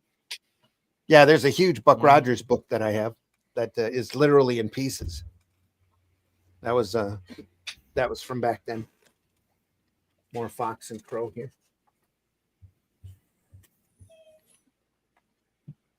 I love that cigar. That Fox and Crow reminds me of Spy versus Spy type of style. Mm-hmm. That's a classic. Very outlandish stuff. Yeah. I loved a couple more Crows in animated growing up too, and that was Heckle and Jekyll. They were wonderful. Oh yeah, yep. You won't see those around anymore. Yeah. You might see them on Me Tunes. Think about all the risque things that Ralph Bakshi was doing. Oh yeah. He took over and was working on Spider-Man 67. I never knew that, and then he started, Coonskin and Felix the Cat and things like that were controversial. And then in the 80s, he did Mighty Mouse for a short time, and then that was canceled due to some controversy over a couple of things. And he was doing all adult themed animated movies there for a while. Did the Wizards worked with Frank Frazetta on Fire and Ice. Fire and Ice. Yeah, that was a great movie. He also did the first adaptation of Lord of the Rings. Yeah. Yep. Oh, was that him? Oh, right. Okay. Yeah. Oh, yeah. I loved that when I was a kid. Yeah. A lot of rotoscoping. American Pop was it for me. I love that movie. I think I saw it 3 or 4 times at the theater. Yeah. And of course, there's Fritz the Cat. It's great stuff. Yeah. I saw that in a midnight show. Yeah, sure you did. A lot of weed smoke in the air. Not surprised. Nope. Be nice, Russ. Yeah. Cat boobs. Those old midnight shows used to be great. So I got away from my parents when I was still living at home by working 3rd shift at Circus World, which was a toy store in the mall. So I told my folks I'm on a different time clock. I'm up late. So I'd go out and catch all the midnight shows. Got a real good education. There got to see Monty Python and Rocky Horror and the Groove Tube all during that period. Brilliant. Great stuff. As all young people should. Yeah. Chapter 4, the EC Revolution. No, it's getting to the good stuff now. Oh, it's all good stuff. I wish this was clearer, though. Like it was in the first half of the book. Don't. That was not a request. No? All right. Just moving on. Let's see what the camera does.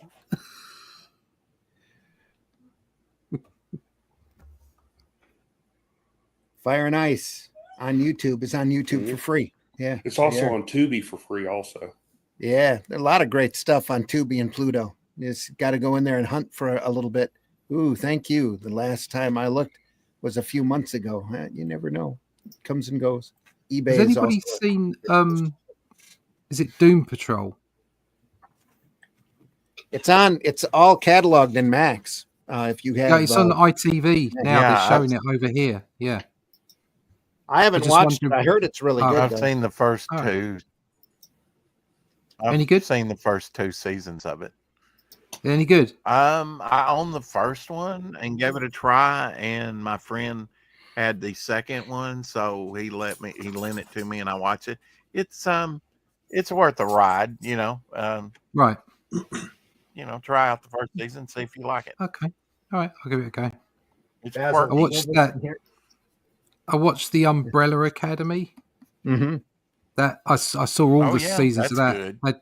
I thought that was really good. I really enjoyed it. Cool. Mhm. I know the wife's watched all of the Umbrella Academy. Did you and Randy, Russ? Did you and Randy know that they did a Conan Cole and Solomon Kane link cover? I did not know that. Joe Kubert did it. I saw that the on I don't know Facebook. when he did it. Obviously, before he passed I saw away. something. I saw it on Facebook a couple of days ago. Yeah, that was Yeah. Dark Horse. That's cool. Yeah, Dark Yeah, that Horse was Comics. cool. I never knew that they Well- did a interlinking cover in between 3 titles like that. Oh, I no, guess that's pretty cool.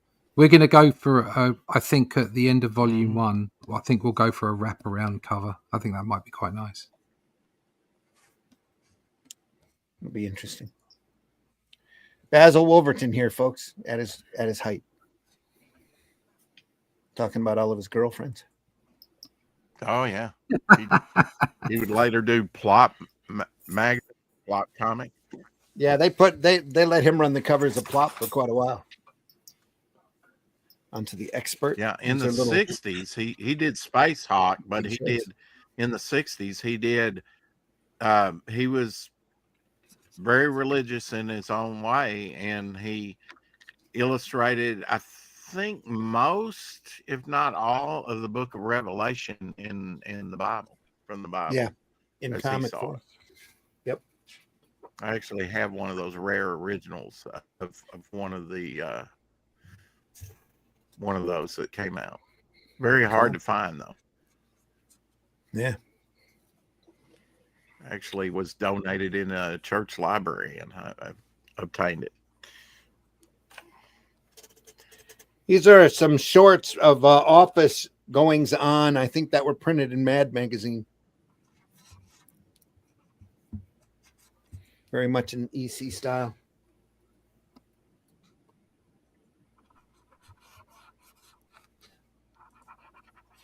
Yeah, a lot of good lords. There's another good. There's an EC good lord right there. The guy there looks like Ronald Reagan. Which guy? Mm-hmm. Second page, that one there. Second page, middle tier. Over here, middle tier. Oh, here, yeah, That yeah, he one there. does. Middle. Certainly does. Yeah. Oh, we might have to do a part 2 on this. Is it big? The Big If. Yeah, another great ad. And the witches pushing their science fiction line. We have a story by Harvey Kurtzman here from Blazing Combat. Big If.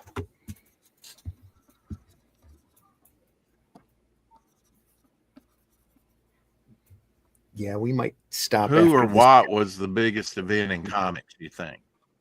The Answer biggest that, event? in your opinion. Yeah, Couldn't tell you. that affected comics overall, the history of comics. Well, it's got to be the first That's a- Superman, hasn't it? Probably, yeah. Either I mean, there's If you a lot exclude of Superman, though. What do you have?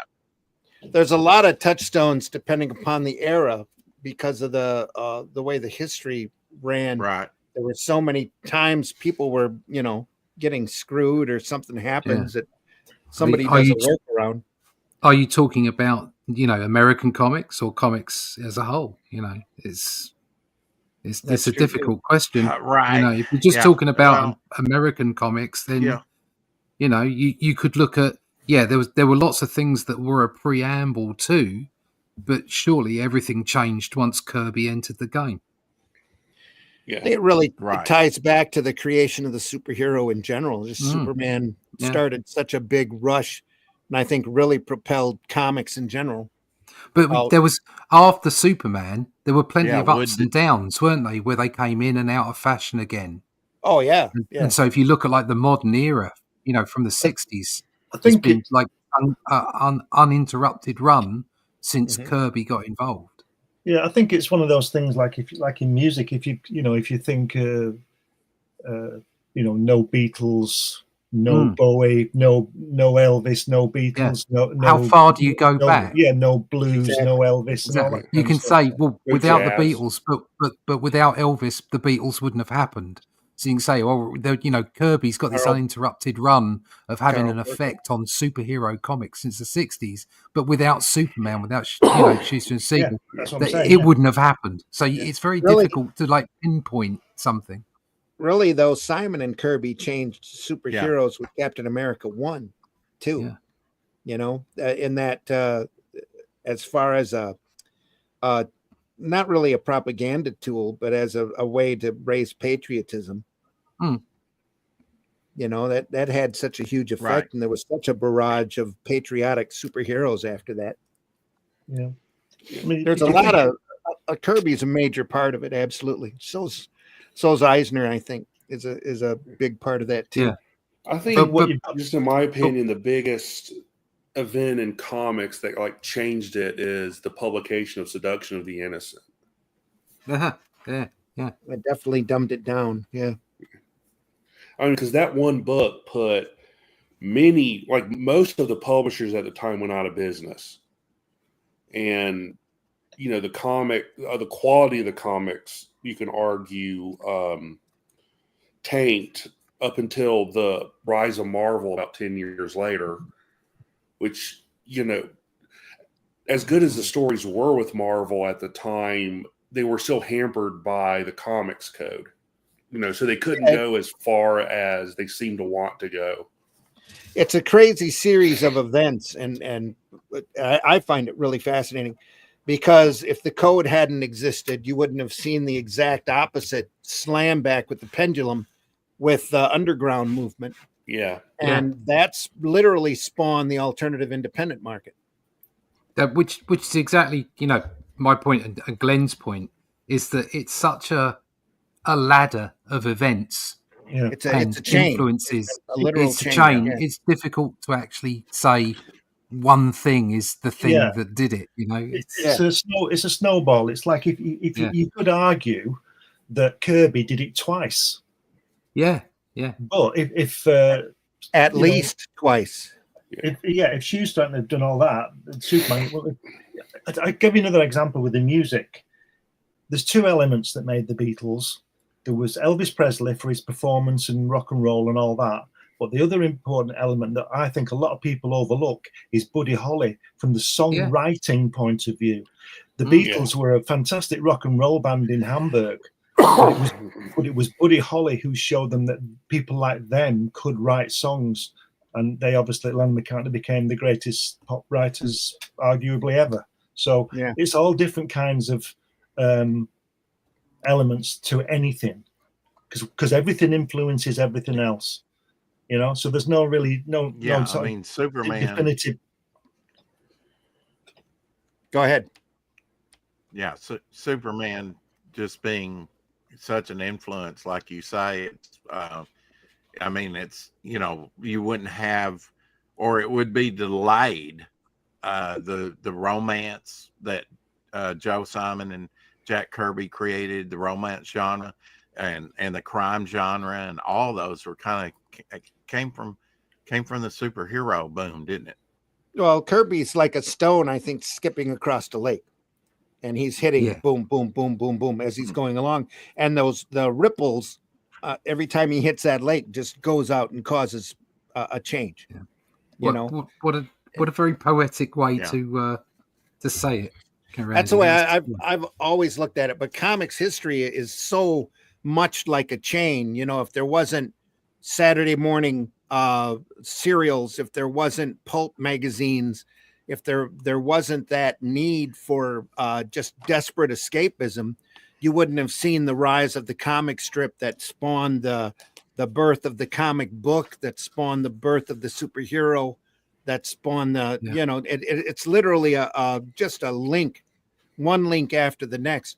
The fact that Wonder Woman came along, and I think Wonder Woman had a deeper effect on comics growing up than what most people realize, and the fact that from there you saw the ECs and the Crime Does Not Pay growing up.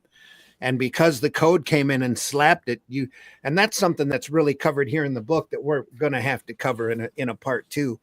It really, the direct reaction to that code literally broke comics as an art form, at least here in America, wide open. I mean, they figured out ways to get around that code by black and white magazines and underground comics that literally reshaped sequential art in general. And that's that's a big thing, but that code had to have existed before all that happened. And you should see how ridiculous the restraints of the code were when it first started. It's all listed here in the book. We'll go through that next time. We'll go through that next week. We'll do a part 2 on this because we still have a lot of ground to cover. And we were talking a lot of Who here at the start of the episode, and it broke out. Here's some great Harvey Kurtzman stuff, though. We'll go through this story before we stop. Look at the line work here.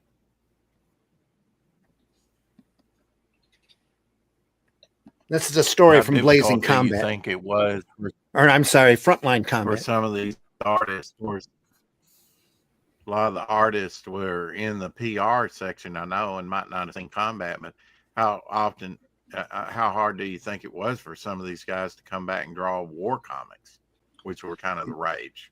Yeah. Yep. Exactly. That I was going to say that's I don't know this for a fact because I'm not that person, but I think that a lot of the fact that Jack Kirby did those romance comics when he came back from the war because of what he'd seen. So you can't get further apart than war than a love story, can you? Mm. Yeah, but it also opened up a female market for comics that hadn't been there before as well. So I'm sure they didn't expect the boys to, be picking up those romance books. So Matt says, so when did Superman discover he could fly? I mean, correct me if I'm wrong. In the early years, didn't he leap from building to building? You are correct. Yeah, Image Comics, enough said. LOL. Says, when did Superman discover he could fly? I mean, correct me if I'm wrong. The early years. Didn't he was leaping tall buildings in a single bound. The reason Superman flew was because the Fleischer Studios didn't want to animate him constantly flying and jumping and landing and jumping and landing. So they just had him flying. And then that picked up in the comics. That's the main reason why, because if you think about it, practically speaking, it doesn't make any sense for him to be able to fly. Yeah. It makes a lot more sense for him to be able to leap. That's Hulk. Hulk leaps like that. But and doesn't, just up and fly. Yeah, I mean, let's face it, superheroes flying in general is just a bit wrong, isn't it? Yeah. Well, yeah, it's Starman who would be able to fly by, sorry, here's another adult connotation, by grasping his rod and flying up. You could almost apply superheroes. I mean, particularly something like Superman before he started to fly. Mm-hmm. You could kind of apply it to science fiction. Yeah. Super serums, atomic accidents, aliens from another planet. But then when you start flying, it becomes magical, doesn't it? Almost. Yeah. It's like, why can he fly? You know, why can Superman fly? Has he got a control of gravity? Is he lighter than air? What's his stick? You know, what is this? How does this work? And nobody ever seems to tell you how it works. That's Well, how they like- got away with it with Captain Marvel. They just grabbed his dismissed rod. it as magic. They just made it as magic, yeah. Yeah. And that changes the whole face of how you take in superheroes.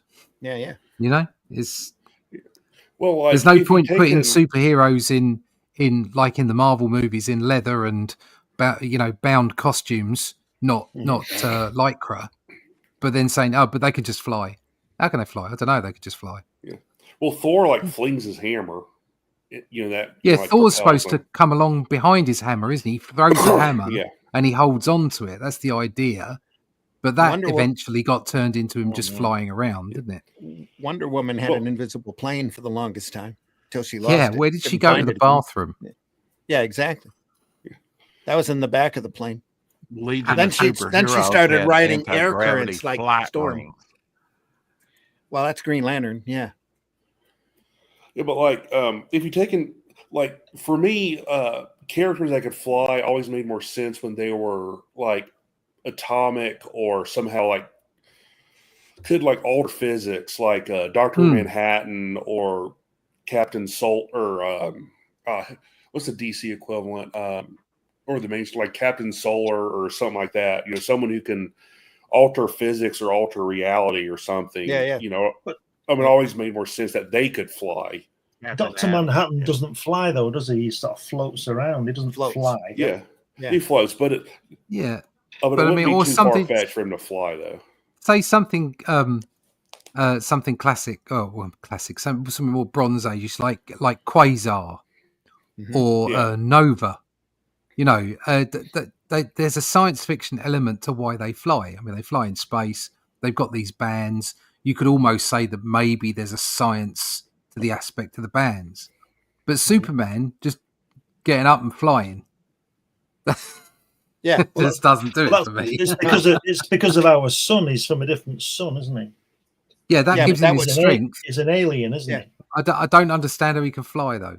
Gravity's See, that's- lighter. Maybe it affects his atom. That's my whole point with Superman. Get some scientists on. Yeah. Superman started dropping in sales, in my opinion, when he became too fantastic. He's Does that- godlike, isn't he? At the height of his popularity, he was a Superman. You know, leap tall Yeah. buildings in a single bound, able to run faster than a locomotive, that kind of thing. Only a bursting shell could penetrate his skin. That kept him interesting, I think, and kept him more grounded in humanity. Yeah. Do you see, Now he's pretty godlike. Go ahead, Glenn. Thor and Superman should not be in their respective groups, you know, GLA and Avengers, because they are gods, like Russ said. They're gods, aren't they? I mean, Yeah. Thor is a god. He's a Norse He's a god, god, isn't he? yeah. So he Yeah. shouldn't be fighting gangsters and you know, which is, I know Kirby had him fighting gangsters at the end, but there was a reason for that, a personal reason for that. But when Thor for me really took off was when he went to look for Galactus and stuff like that, and Tana Nile and all that.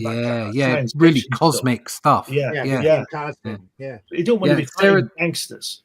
Sarah says Superman can fly in outer space too. I've got a bit of information for you. I can fly in outer space. Yeah. Yeah, I just can't breathe. Yeah. No, okay. Yeah.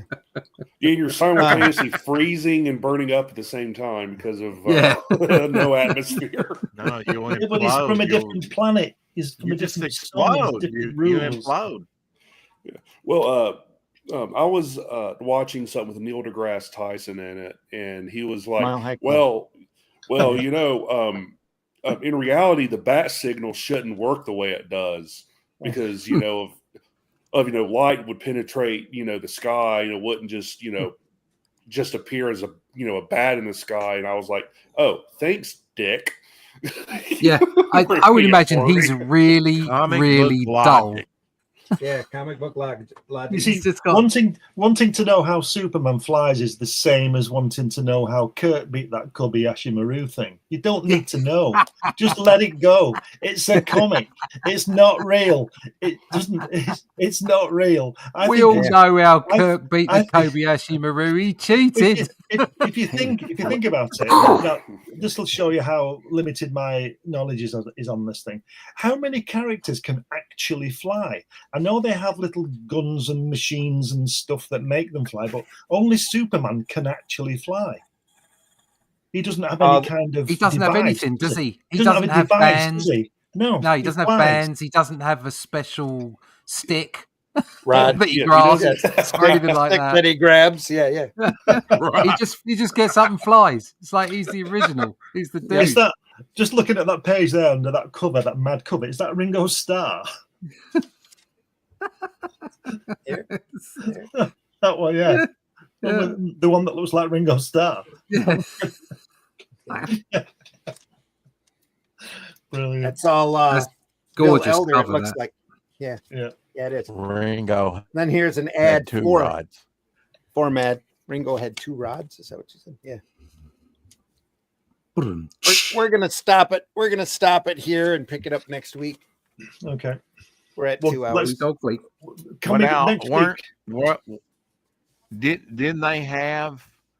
They had like Wild Magazine and Panic and didn't they? Aren't these different magazines that they came out with? Yeah, this is a parody ad about At how one Mad point or had been imitated over and over again when it first came out. Bug House, Oh, okay. Crazy, Yeah. Flip, Get Lost, Mad, Mad House, Nuts, Panic. Panic is another EC title. We've looked at that. Riot, Wild, and Whack. Yeah, Yeah. And Plot Magazine later. much later. Yep. Next time we'll get into Julius Caesar. By So the great Wally Wally Wood. Wood. Well, Yes, it it would, is. yeah. Brute, Brute.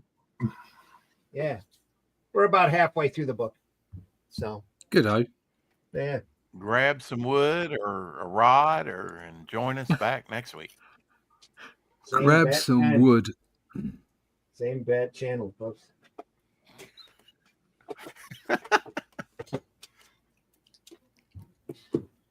Comics.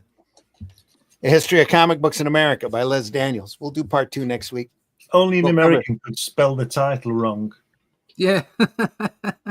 Well, That's that's That's, underground spelling. that's an underground connotation anymore. Yeah. I like Still how that wrong. guy on the Still cover wrong, is yeah. going through the spinning propeller to punch that pig. Exactly right. It's because he's Banana Man. I tell you why. I tell you why the guy who did the logo put an X, because he did it too big and he wouldn't fit CS on the end of it. He Probably. thought, oh sugar, nobody will notice. It's faster than a speeding bullet. Sarah says, Got a great bunch of show. Omer Glitch says, Shazam, Miracle Man, they fly. They're also alternatives of Superman or the vice versa. Yeah.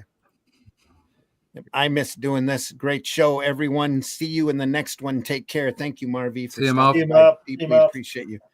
By Les Dennis. Matt Yes, Black says, Les Dennis.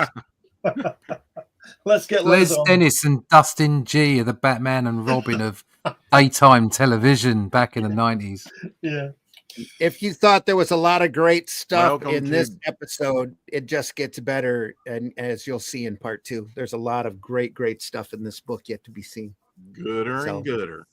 including a color section of a Woohoo! lot of stories. Also, just fantastic stuff. Comics, Oh, my. History of Comic Books by Les Daniels. We'll be back here again, 9 a.m. next week, next Sunday for We're part back 2. in pub form. And the chat will be live then as well. So we hope that you'll swing back by and Welcome we'll to continue this December, great everyone. discussion. Yeah, welcome to December. Yeah, Winter. mince pies. Mm. It's beginning to look a lot like Christmas. Anyway, Mitch, tell folks how they can find us. Yes. You can find me at Linktree/Celtic Cross Studios. Also at my website, Celtic Cross Comics. You can find my my web comics on both globalcomics.com and tapas.com. Oh, cool. Keep heads at or keep an eye out. I'm working on new material, new Boger material, and also I'm working on new properties also. So whenever I can get life situated to actually finish them, I'll start crowdfunding. Cool, man. Good. Max, tell folks how they can find you. Getting handy. That's Max. Not Max. Sorry, Rex. Anyway, Rex. Do it ended now, with an X. Rex, Come you on. can. I forgot my name already. The Man, women can't find you handy. brand new life. I tell you. The women can't find you handsome. At least they can find you Right. handy. Yep. Anyway. Yeah. Sorry, Rex. Go you ahead. can find me on X. You can under Devil Flyer. You can find me Devil Flyer Momentum. You can find me on Twitch, here on YouTube daily under Rex Christian, on Facebook, and yeah, we're around. You can find my project over the Ash Can over on Indiegogo and the Black and White Ash Can, Devil Flyer Ash Can, and Devil Flyer on Fund My Comic right now. Over there and check it out, folks. I miss Max. Yeah. There we are. Rex, or not Rex, Russ. Rex, Tell folks how they can find you. Yeah, I'll tell you what, you can't find me. You can't find me on Blue Sky because I quite like to be on a platform where I can find some customers rather than community friends. There you go. And that's what it's all about. Reaching out to people, reaching out. So you can find me on Twitter and all those kind of places. But most importantly, go to russleach.com and you can sign up for the email list there, and we'll keep you abreast of all the information, all the latest bits and pieces that are coming out about the Atlantean. I think I've got a newsletter coming out very soon in the new month because it's the first today. Christmas is coming. And obviously the books will be in our hands very soon, and we'll be able to mail those out to backers.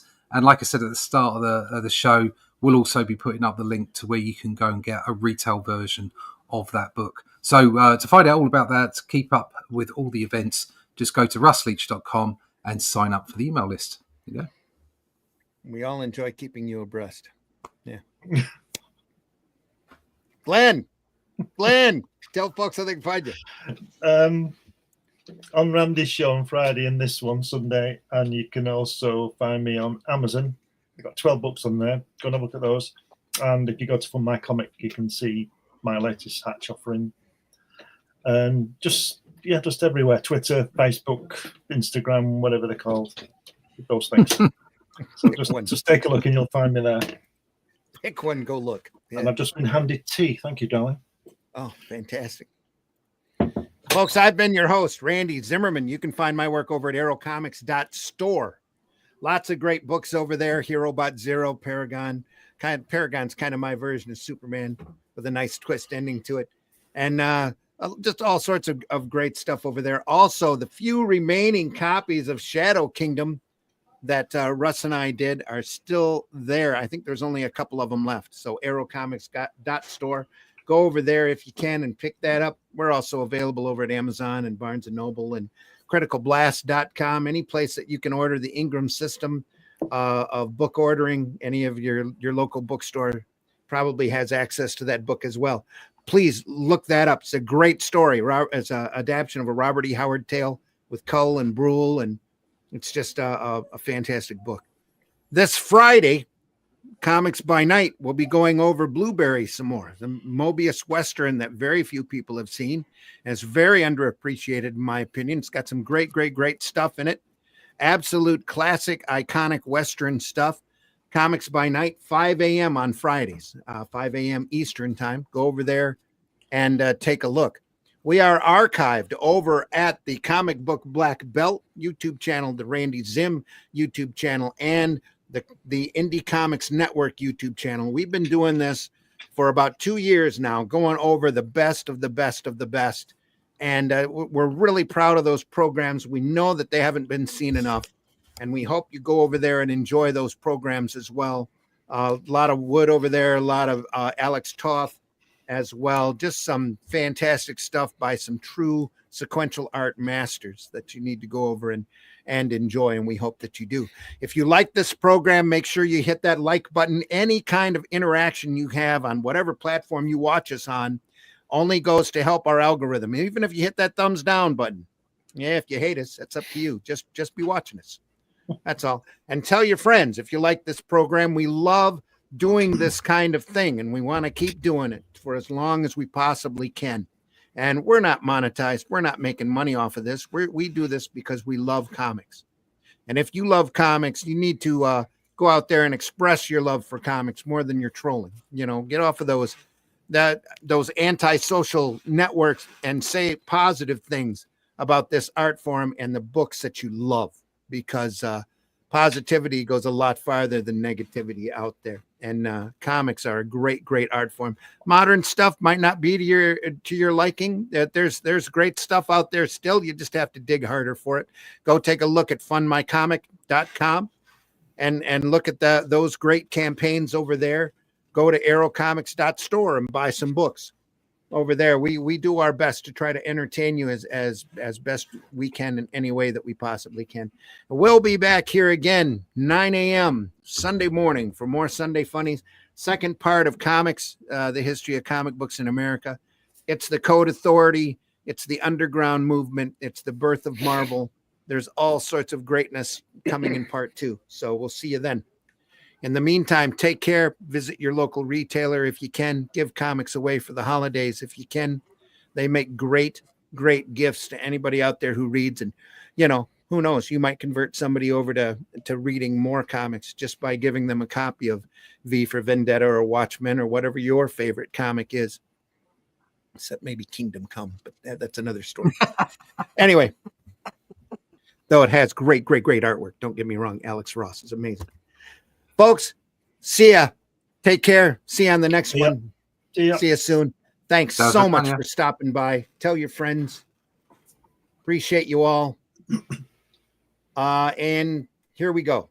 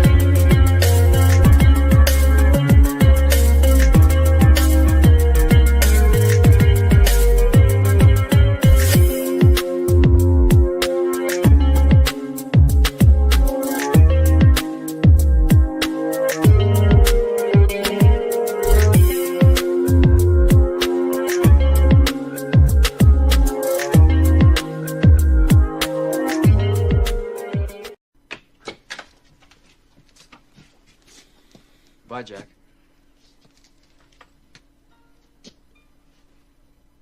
We really shook the pillars of heaven, didn't we, Wayne? No horseshit, Jack. No horseshit. Shit my pants. Right here? Shit my pants, you're kidding. You can ship your pants right here. You hear that? I can ship my pants for free. Wow, I just may ship my pants. Yeah, ship your pants. Billy, you can ship your pants too. I can't wait to ship my pants, Dad. I just shipped my pants, and it's very convenient. Very convenient. I just shipped my drawers. I just shipped my nightie. I just shipped my bed. If you can't find what you're looking for in store, we'll find it at Kmart.com right now and ship it to you for free. Maybe if you use that voodoo witchcraft on your own trade, you'd find somewhere on the other end of the snake pit. Wow. I mean, do you know what a revolutionary soldier looks like? Have you seen photographs? Have you seen paintings? Have you seen charcoal sketches? I haven't seen them either. And it was this desire to lead in gumball innovation that would change everything forever. What we were trying to do was make the gumballs more orange, but what we did instead was open a rift in the space-time continuum, unleashing a godlike entity. You know, it happened. I just hit the bed. Taste the biscuit. Taste the goodness of the biscuit.